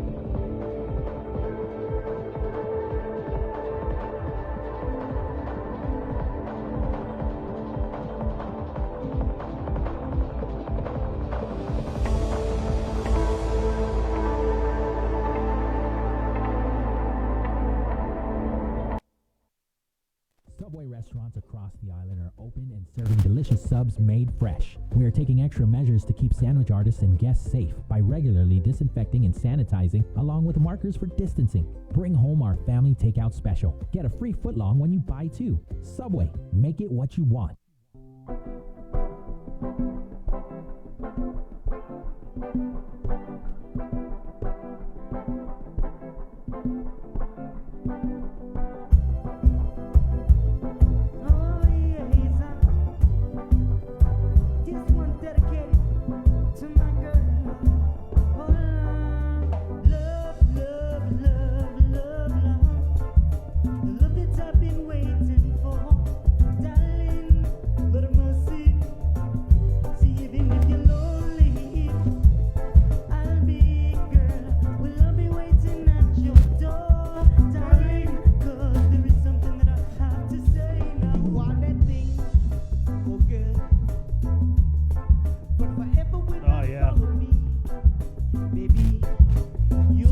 Always feel our local music. Sorry, not sorry. This is a cut. It's Dedicated Minds is the band. It's going way back, man. I want to say like 2004. What were you doing back in 2004? I don't think I could say what I was doing back in 2004. I was being skinnier. We were all being skinnier, dude. Yeah, all right. 919. You know, and I was just thinking, and I wish I thought of it when I had him on the damn line, but these government meetings that are not being streamed, as we have suspended the open government law, right? And I just have a funny feeling, Bree, like a year from now when we have time and we're going to go back and we're probably going to find out that all this stuff was done in secret because they suspended the open government law. I mean, it's a fact. Let's just face it. That's what's happening right now. That's what I think. Well, the meetings are open. Anybody can go. Yeah, anybody can go, sure. But you're right. I don't see what the problem is with sticking a phone up and just going live on Facebook. Frickin' so simple. I could go live on Facebook right now. Mm-hmm. I mean, we are, but you know what I'm saying? It's not rocket surgery. So when Jack Hattig had said, like, oh, we're working with PBS to figure out, like, what is there to figure out, dude? You stick a phone, you go live. You bring it out to the people. PBS can do that. PBS has done 1 million live streams. They kind of got it figured out. They shoot all the meetings. I just think, you know, if we're going to talk about transparency out of one side of our mouth, then we need to make sure that the other side of our mouth is also talking about transparency. And I mean, is this just the last thing they think about, you know? Oh, we're going to have a meeting on... and oh, did anyone think about the public? Huh? Oh, no, they're not going to come. They're scared of COVID. Good. Right on. Less scrutiny. Yeah, and even with the Guam Election Commission, we had... well, they do the minutes at least, right? And I know they do that with the Land Trust too, but I'm just saying, you know, you guys know the circumstances we're dealing with here, right? We're kind of gradually reopening, but a lot of people are worried because the risk of catching the COVID. And when you go to these land trust meetings, it's a majority manumko. it's elderly who are attending these meetings. And so I just think that somebody over there should have thought that, hey, you know, all these manumco that come here to watch these meetings because, you know, they're trying to do stuff with their land. Why don't we just put it out on a frickin' Zoom or a Facebook Live or a Twitter Live or YouTube Live? I mean, God, there's like 10 million ways to go live and stream things to the public. So why are we still trying to figure out live streaming? Maybe we need to do a tutorial. I'm just saying, it's just a gripe I have that, you know, we need to do things to put this stuff out to the public. It's freaking basic. It's basic. 9:21. On that note, we should see what the platform says about technology. Yeah, we'll go dust it off. Yeah, I'm pretty sure it said something like they were going to stream all the meetings and. Bingo. Okay. Anyway. Anyway, 9:22. Let's take a dive into the day's COVID-19 headlines with the very latest from the KUAM News team. Sabrina Salas-Matanani, good morning. Hafa good morning, everyone. 94 tests ran through public health on Wednesday, 0 turning up positive.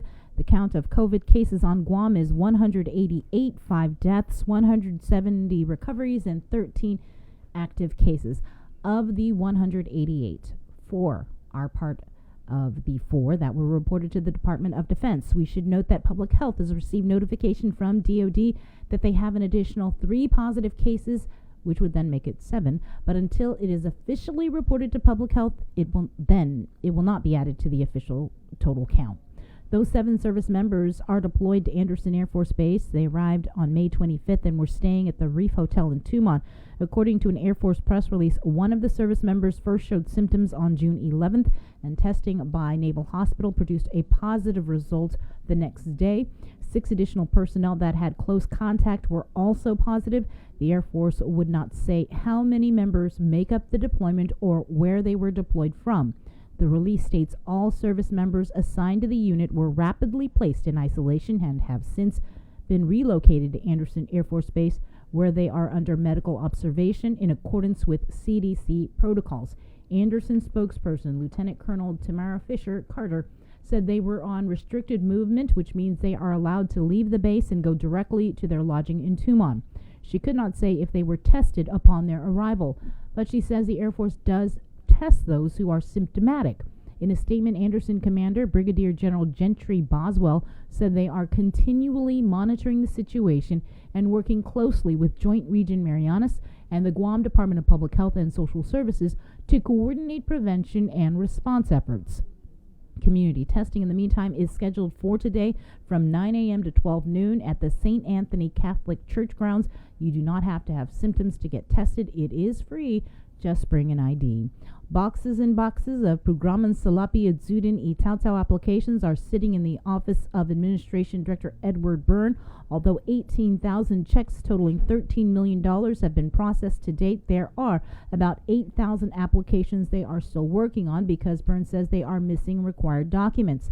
DOA staff are currently working on applications from May 12th. Those who filed have until June 30th to submit the required documents. Processing these financial disaster applications is a new added responsibility of DOA staff, which is also processing checks and payments for GITA small business grant programs, EIP checks, and soon to be processing PUA and FPUC payments. Byrne says he understands the frustrations, but he and his staff are working to get all the checks out as soon as possible. As for the long-awaited unemployment program payments, Department of Labor Director David De La Sola says to date some 18,297 applications have been filed online, but they are still working to clear a final hurdle that's blocking payments from being dispersed. A test run was conducted on Wednesday of the payment module. We are waiting for the results, and depending on the outcome, up to 15,000 FPUC and PUA checks could be issued either in paper form or electronically in a matter of days. DOL's processing center at GCC is open for people to apply online.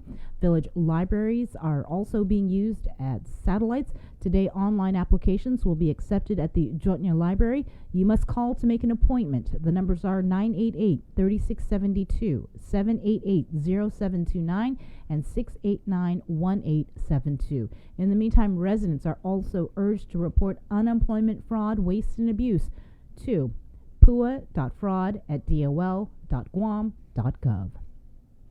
Flight service resumed Tuesday between Guam and Manila, but if you plan to go, make sure to check on the latest entry requirements. We spoke with a Guam passenger who was on that first flight back, who is now stranded at the Manila airport. Nestor Lecanto reports. Gavin Diego spoke to us from the Philippine Airlines Lounge, where he and 12 other non-Filipino citizens who were denied entry are staying. I believe there was just some big miscommunication as to why they allowed us on that flight or to book that flight. And yeah, this is where we're at. We're just trying to stay positive in a tough situation. Philippine Airlines local sales agent Connie Meyer says, due to the evolving COVID situation, PAL has posted notices of precautionary measures and requirements for travelers. Before you fly, please be informed of the latest travel requirements. So what we give are guidelines, and they are always subject to change because of the situation, and therefore it is always prudent to just always look at the website, verify the sources. Diego says when they arrived, all the passengers were swabbed and tested, but the non-Philippine passport holders were separated when they got to the immigration counter. Again, that's immigration's control. Immigration is the one that's determining who are allowed in a country, on that particular country, so that's Philippine immigration officers. And then the airlines are working with the officers. And we're trying our best to do what we can to help the passengers. Meyer says she's reached out to PAL's corporate office in Manila. Meanwhile, Diego expects to remain at the airline lounge. They're going to continue to hold us at the airport because there have been two guys from Hawaii who rode Philippine Airlines from Hawaii, and they've been here since Sunday. So Diego was planning to stay in the Philippines for a month to pick up his infant son. He believes there might be a slim chance that the Philippine equivalent of the State Department can still approve his entry. My son's mother is my fiance. I'm trying to get her. I got a few documents. Hopefully, she can take them over to a Department of Foreign Affairs, and they can issue me a request for an exclusion order. Hopefully, that's the guards, the supervisor at immigration here said this was the only way they could release me. Otherwise, the next flight back to Guam is on Friday. Attorney General Levin Camacho issues a response to the Freedom of Information Act lawsuit filed this week by attorney Tom Fisher. Fisher has reported sent a FOIA for all communications between AG's office employees about payment of GovGuam employees, including private conversation on WhatsApp, Facebook Messenger, and Instagram. AG Camacho responds, quote, Attorney Fisher has asked to access the private conversations and thoughts of our employees, and we have said no. Neither our FOIA laws nor the principle of transparency require that government employees give up their right to privacy. Under Guam's Freedom of Information Act law, one limitation on the release of public records is when the records relate to pending litigation. The purpose of this limitation is to protect the fairness of the judicial process and to prevent unfair advantages involving access to information during a lawsuit. It is public knowledge that Attorney Fisher represents various Government of Guam employees, including an OAG employee, in a lawsuit against GovGuam for double pay. Attorney Fisher lost his case and has since filed an appeal in the Supreme Court, where the case is now pending. In his latest court filing, Attorney Fisher has contradicted his own statements by claiming that there is no pending lawsuit against the OAG. The AG, Levin Camacho, adding, quote, we cannot simply ignore laws and facts when they produce an outcome we do not like. The Supreme Court of Guam Wednesday heard arguments from the Areola Law Firm and the Superior Court of Guam on Mark Torrey Jr.'s petition to appeal Judge Arthur Barcenas' decision and dismiss the case with prejudice. Both parties' arguments pointing to the speedy trial clock. In the government's second attempt at the case, an amended indictment charges Mark Torrey Jr. with negligent homicide and aggravated assault for the 2015 fatal shooting of police officer Albert Piolo. In October of last year, he asserted his rights to a speedy trial, and his attorney Anita Areola argues that throughout the course, there has been multiple violations to her client's rights, including not having a trial judge who was ready and available to try the case to conclusion, and that there was an attempt to pay lip service. On behalf of the people in the Superior Court of Guam, Attorney Marianne Wolashuk says the higher court to deny the petition, arguing there were actions that told the speedy trial clock. The Supreme Court is taking the matter under advisement. A civil lawsuit alleging revenge pornography has been filed by Janela Carrera against Troy Torres, the owner of Candid Inc., and other unnamed individuals. Carrera is alleging revenge pornography for images of her posted on Candid's Facebook page in May. She is seeking a trial by jury, temporary restraining order, and permanent injunction, along with attorney's fees and special and punitive damages. The revenge pornography law enacted in 2016 makes it unlawful to distribute images of persons depicted in a state of nudity or engaged in sexual activities. It is a crime punishable up to a third-degree felony. Carrera is the communications director for Governor Lou Leon Guerrero. Public Health announces it is monitoring and investigating cases of shigellosis on Guam. From January 1st to June 16th, there have been a total of 8 confirmed shigellosis cases. One household contains epidemiologically linked cases where more than one member of the family has gotten ill. Shigellosis is an infectious disease. Most who are infected develop diarrhea, fever, and stomach cramps starting 1 to 2 days after being exposed to the bacteria, and usually resolved in 5 to 7 days. Although rare, it can develop into a serious infection with risk of seizures and even death. The bacteria spreads easily from one person to another, but can be stopped by frequent and careful hand washing with soap and taking other hygiene measures. The mayors held a special meeting Wednesday focusing on issues regarding freely associated state citizens in their villages. They say there is a small segment of FAS migrants who create problems such as crime and domestic violence. Guest speaker Carlotta Leon Guerrero, the governor's chief advisor on regional affairs, says one thing the administration is doing is calling for better screening by federal immigration officials who are supposed to ensure that arriving migrants have a job or are going to school. And they've also asked the FAS leadership to step in. Also at the meeting was Father Francis Hazel, who spent more than 45 years working and teaching in Micronesia. He suggests the entire current Compact Impact Reimbursement Program needs to be scrapped and replaced with something much more fair to Guam under the current Compact Reimbursement Agreement. Guam, the CNMI, Hawaii, and other mainland communities share about $30 million a year. Guam has estimated that our costs alone are in the hundreds of millions of dollars annually. In national news, President Trump signed an executive order about police reform, but it isn't legally binding. Enforceable changes are going to have to come from Congress, and now Senate Republicans have unveiled their bill aimed at doing just that. Skylar Henry has more details from Capitol Hill. Senate Republicans laid out their plan for nationwide police reform this morning. The George Floyd incident certainly accelerated this conversation, and we find ourselves at a place with a package that I think speaks to the families that I spoke with yesterday who lost loved ones. We hear you. Senator Tim Scott's bill includes requirements for police departments to provide more data to the Justice Department on serious injuries and deaths. It calls for increased training for officers and incentivizes agencies to ban chokeholds. We believe that our policy positions are one that brings the communities of color into a position of stronger understanding and confidence in the institutions of authority. White House Chief of Staff Mark Meadows says reforms can't end up compromising law enforcement. Senator Scott and the White House have been working tirelessly for the last couple of weeks to hopefully get a piece of legislation that addresses the issues but doesn't go too far. Democrats say there are proposals in Senator Scott's bill they support, but they say it doesn't go far enough. The major categories actually mimic our major categories.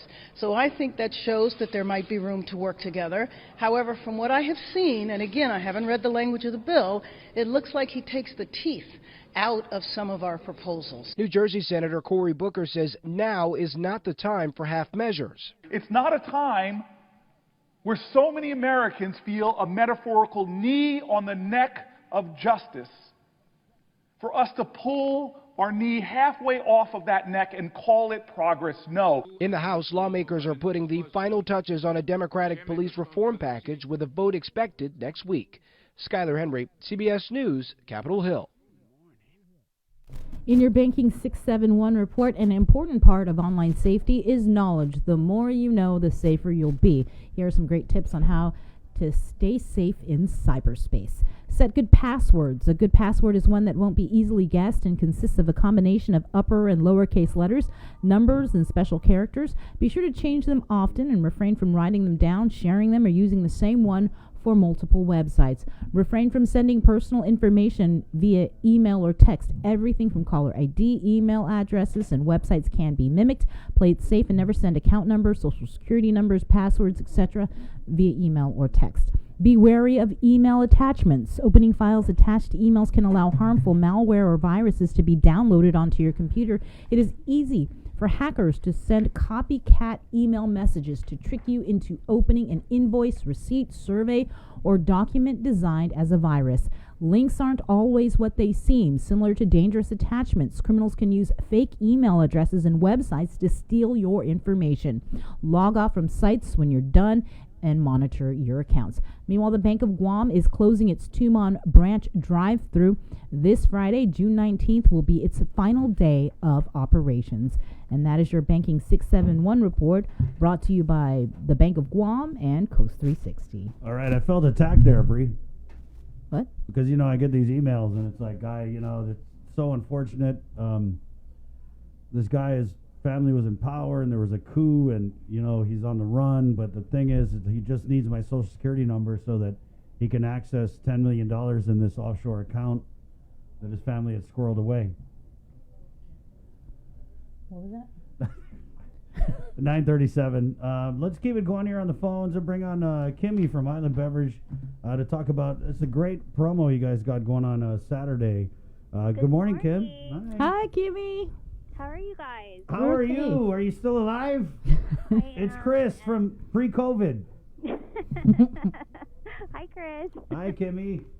Wow, so we're super excited about finally being able to do some kind of event, even though it's a limited capacity event. But we're doing a Father's Day event, but it's not on Father's Day because it's really, we wanted it to be kind of a pre-Father's Day event for us to, hang out with our boys or our significant. You don't even have to be a father to attend this event. That's what's amazing about it. It's called Bourbon, Rye, and Dad. Right, and so, take a date on this event, and if you're not a father at the beginning of it, there's a slight chance you may be after in 9 months. That is true. I mean, whiskey makes people frisky, so I don't know. Whiskey is risky because it makes you frisky. Oh, gosh. See what you started over here? But that's what always happens when we talk alcohol. Right. Yeah. And this is a pretty cool. It's $40 per person. Hilton Guam. Of course, Saturday. Bourbon, Ryan, Dad. You got a crazy menu here too, Kimmy. Yeah, I mean, there's a great food menu, but the menu I'm more excited about is the alcohol menu with all the whiskeys we have. So we're bringing out a Wild Turkey Master's Keep Decades, which is a blend of a 10-year-old and a 20-year-old. That's the name Decades. And it's just an amazingly aged whiskey from Wild Turkey. Right. Then we have Russell's Reserve Single Barrel, which is, it's charred. It's like super smoky, and for lack of a better word, but that's an amazing. And then a rye whiskey, which, rye isn't that big on Guam just yet, but it's growing. And for people that don't really understand what a rye whiskey is, it has a spicier note over a bourbon. And then, of course, we're going to end with a shot of American honey. A little sweetness at the end, right? So are these like mixed drinks, or just Bree, can you dumb drink it it over down? ice, or what? Dumb it down for Bree, okay? Is there going to be an umbrella in it?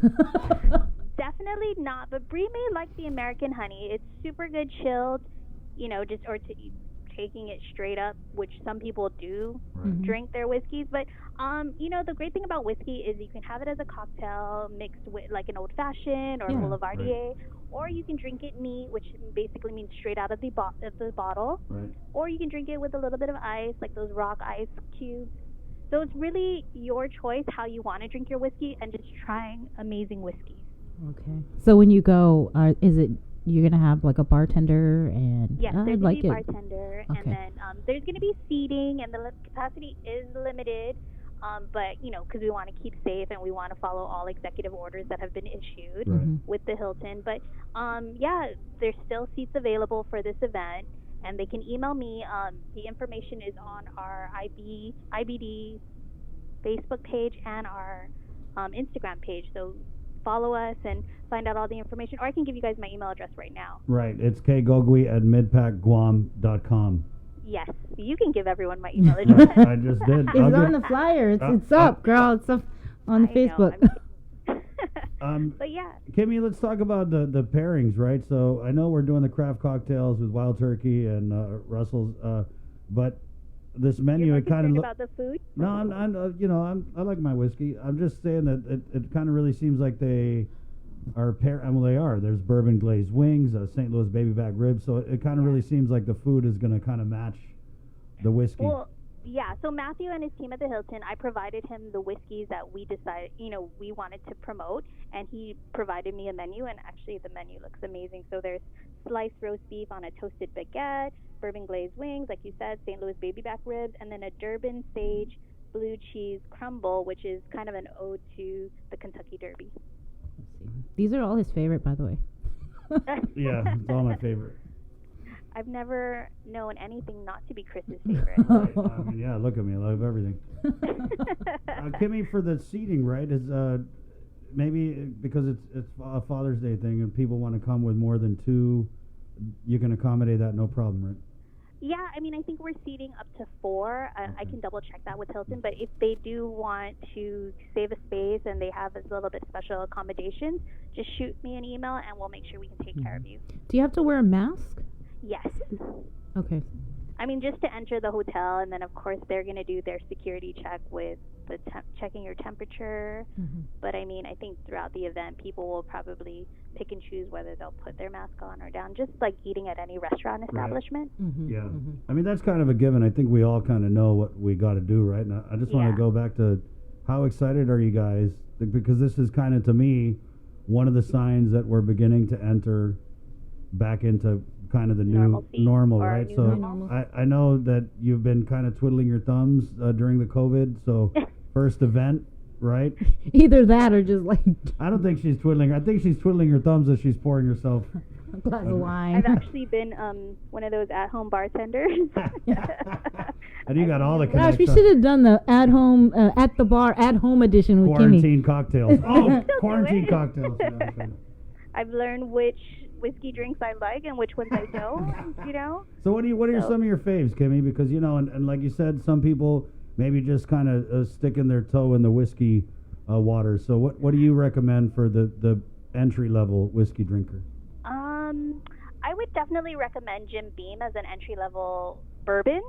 And a lot of people who are a little bit intimidated by the whole whiskey movement or whiskey genre of drinks, a highball is probably the easiest way to drink it. It's just basically a shot of bourbon and club soda and a little bit of lemon, lime, whatever kind of citrus you have.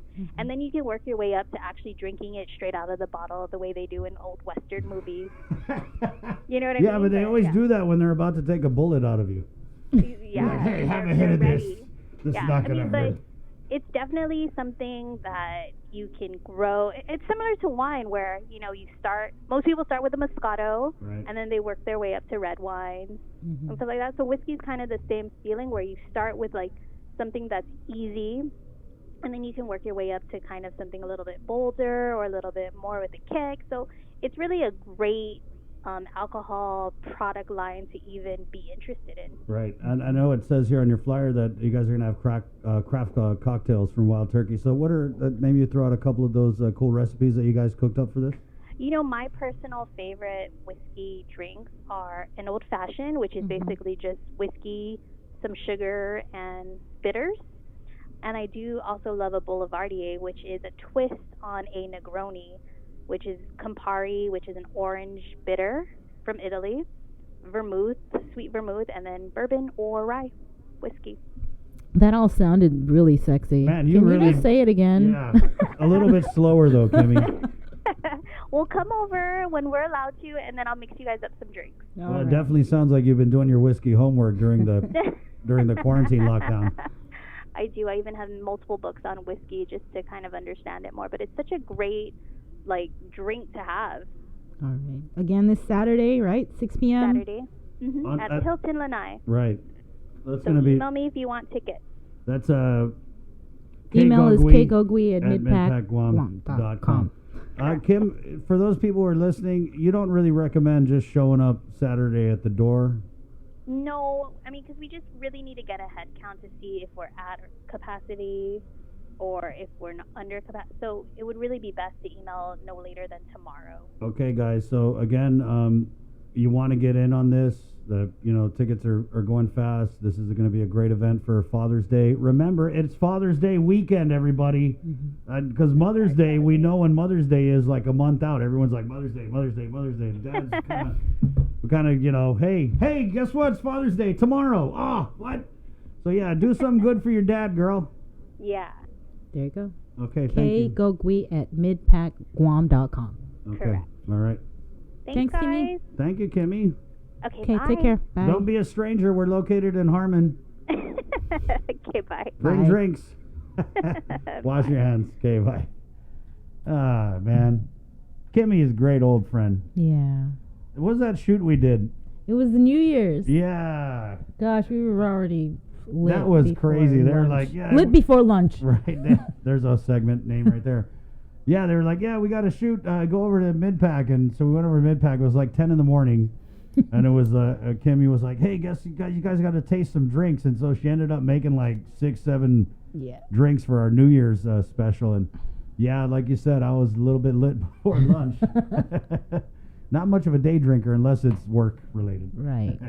9:47. Let's take a short break and come back with more containing COVID. Is presented locally by Ambrose Inc. GU Self Storage, conveniently located near the Harmon McDonald's. We offer affordable rates, online payments, and auto bill pay for your convenience. Plus gate access daily from 6 a.m. to 9 p.m. Call us today at 648-7867 for more information. With the new challenges we're all facing, First Hawaiian Bank wants to make sure you have access to your financial world. With FHB Online and our mobile app, we hope to make banking the least of your worries. Visit fhb.com/digital. We hope that you and your loved ones are safe and healthy during the COVID-19 pandemic. It has been a challenging time for all, but now, more than ever, our cancer patients and caregivers need us. Although we are apart, we stand united in the fight against cancer. The American Cancer Society Guam is excited to announce our first virtual Relay for Life. Join us on Saturday, June 27th at 6:30 p.m. on KUAM TV 8, as well as on I-94 FM and streaming on KUAM News digital platforms. Cancer does not stop, and neither can we. On June 27th, let's celebrate together and fight cancer. Visit relayforlife.org/GuamGU to find out how you can participate in the 2020 virtual Relay for Life Guam.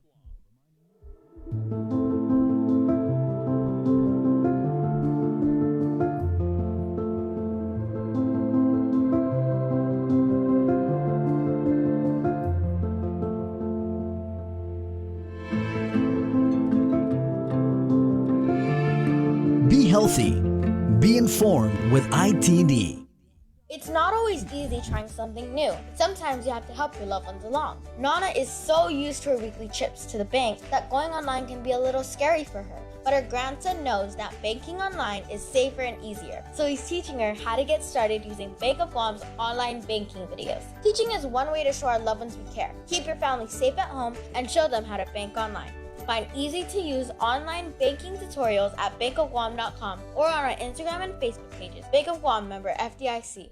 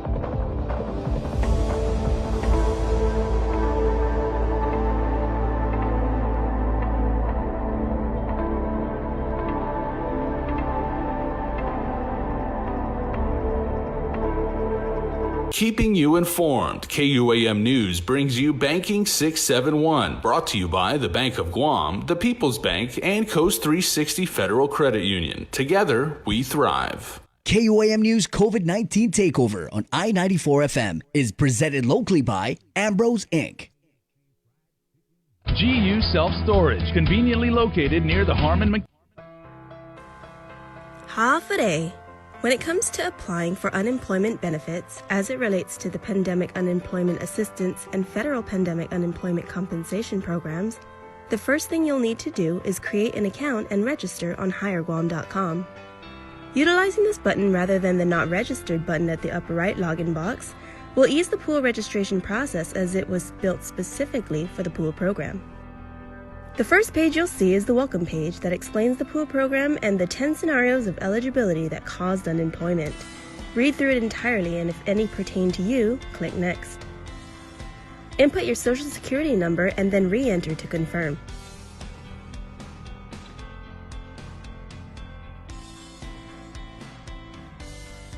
Notice at the top of the page, the eligibility section is completed and the registration process begins. In order to complete your registration process, you will be asked to provide the following: a username and password and select a security question, an email address, or if you don't have one, you will be required to create one with the link provided, your residential and mailing address if different, your preferred notification method to receive benefit notices and updates, any prior military or current military service, education, occupation, your preferred payment method, such as direct deposit or paper check. Now, if you opt for direct deposit, you will need to supply your bank account and routing number. And since these benefits are taxable, whether or not you would like your taxes withheld. When you see the page notifying you to proceed to make your PUA claim, you have completed the registration process and may continue to the work history portion of the claims process. Input your last employer data, job title, and employment information. When the system prompts you to enter your last day worked, make sure you enter the date in which your employment status was directly affected by COVID-19. For example, if you were furloughed on April 1st, 2020, but have since returned to work, you will enter April 1st and not yesterday. Complete the rest of your work history information and add as many past employers as needed. Once completed, you will be required to certify that all information is true and correct, that you are responsible to keep informed of program benefits and reading program material, and that you acknowledge that any false statements are punishable by law and could result in a fine, imprisonment, restitution, and a loss of future benefits. Read through PUA's to-do list and take note of the following. Immediately file your weekly claim. Report all income for the week to include tips, commissions, and gratuities, even if you have not yet been paid.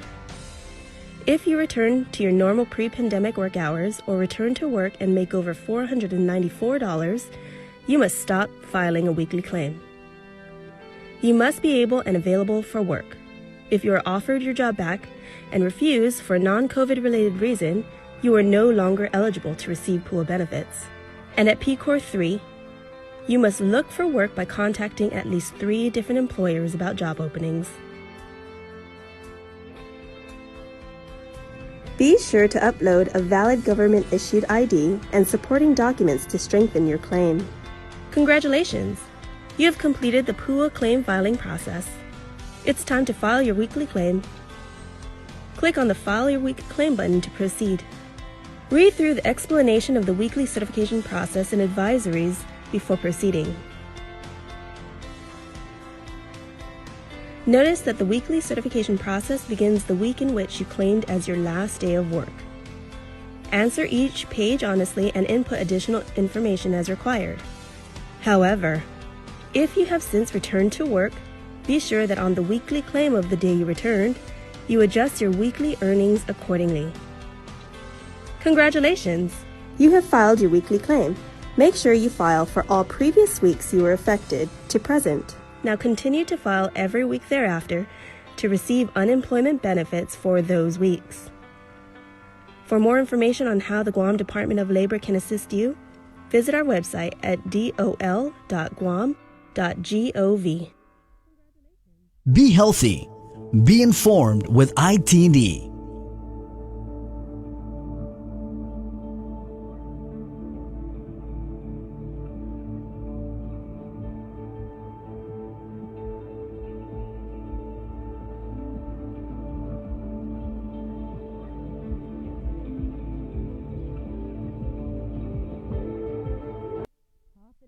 everybody. Welcome back to, oops, that's feedback.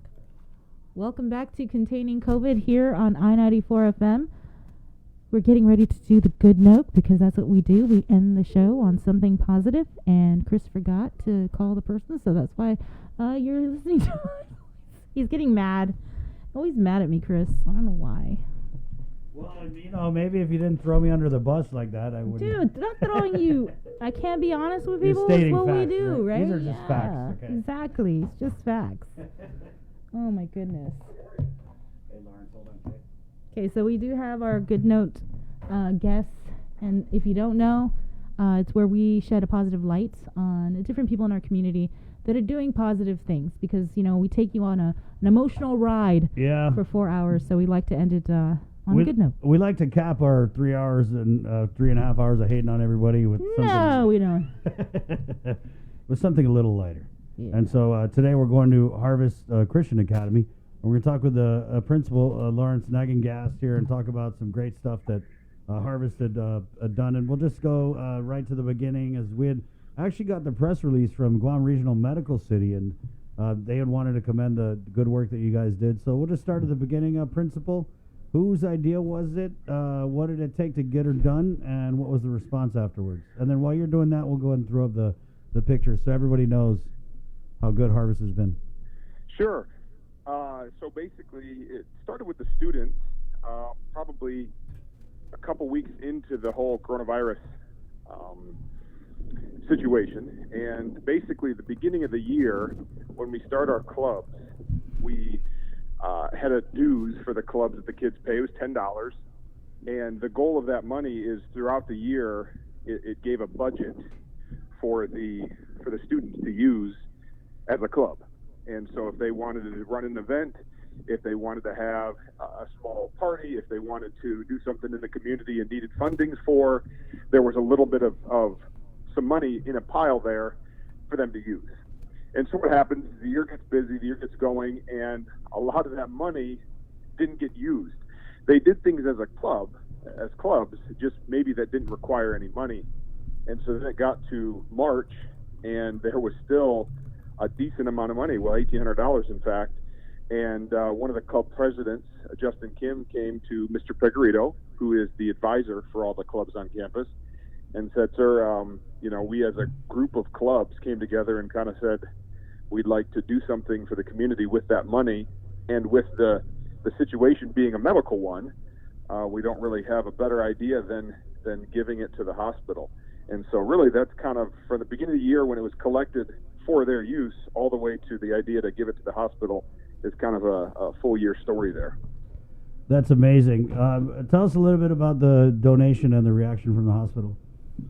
So what happened is, again, when it was happening was sort of right in the beginning times when there was a lot of fear out there. So there was a plan to have a group of the students go to the hospital and present it, but potentially out of some fear of just when the time was there in March, they ended up just dropping it off. So there wasn't an exact, which is why there wasn't pictures of that meeting, is because it ended up being just a simple drop-off, not a necessary presentation like we would have liked to have there at the hospital.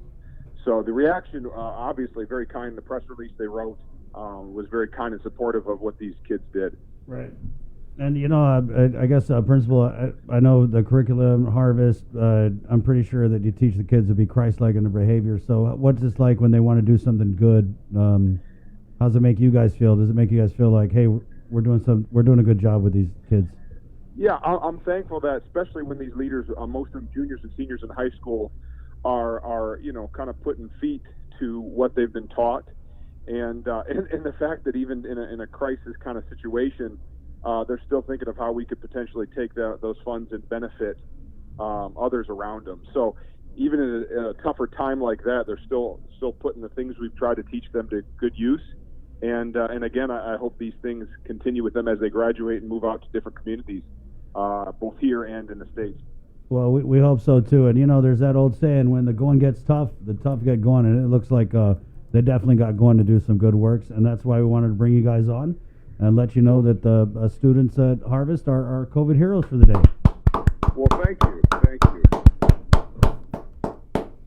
Anything in closing you want to throw out here, Principal, before we send you back to the principal's office? Yeah. The tough is still going, that's for sure. No, I'm proud of these kids, and I truly miss them. Being with them there at the end of the year and even throughout the summer. Feels like we've been on summer break since March, but we are looking forward to getting back to both the training and the educating of them very soon. And we're praying and hoping it's together here in August. Okay. So. Well, good luck with that, and keep us posted if you know you're going to reopen. You need to help get the word out. Give us a call. You bet. Thank you for the time. Of course. Take care. Wash your hands. You bet. Okay. Bye. Gets them every time. It does. It's weird. Just wash your hands. Yeah. You should start saying, wear a mask. I should, right? Mm-hmm. Let's go mix it up every other. How about you I say, and then I say. Okay, That's see, it. we didn't even need to say. That's how we know. Yep. All right, Guam. Bree, anything else? No, just thank you, everybody, for listening and watching and streaming, and have a great day. Yeah, me too. I want to thank our guy, Jacob, and Ken of our digital team. Also want to thank Ken Engineer back there for running the TV 11 side and our master control operators. Of course, Andy Wheeler, Victorious, and Ty, the I-94 family. Thank you again for giving us this opportunity to come on and talk to the people of Guam for 4 hours every weekday morning. We'll do it again tomorrow. Business! It's Friday. All right? We'll have another huge show for you guys with Containing COVID and the KUAM News Takeover tomorrow. Okay. Just trying to figure out a song to go out on here, Bree. Any requests? JD Crutch. Always JD Crutch. JD Crutch. What was that thing we did? Ken was talking about. We did a quiz on Chamorro music. Yeah, he said that a lot of people weren't familiar with the old school Chamorro songs and artists. So shame on you guys. Yeah, so you don't care. Any JD, right? Yeah, any JD. Okay. He's good. Let's go. We'll end with this as a good one here. You know, JD Crutch was probably good with whiskey, too. Yeah, right? I think Kim didn't mention that pairing, but I'm pretty sure JD Crutch sounds really good. Some wild turkey. Mm-hmm. Right? All right. Hey, I'm your wild turkey, Guam. Gobble, gobble. Bree, good job today. Good job, Christopher. My name's Chris. Enjoy. Bye.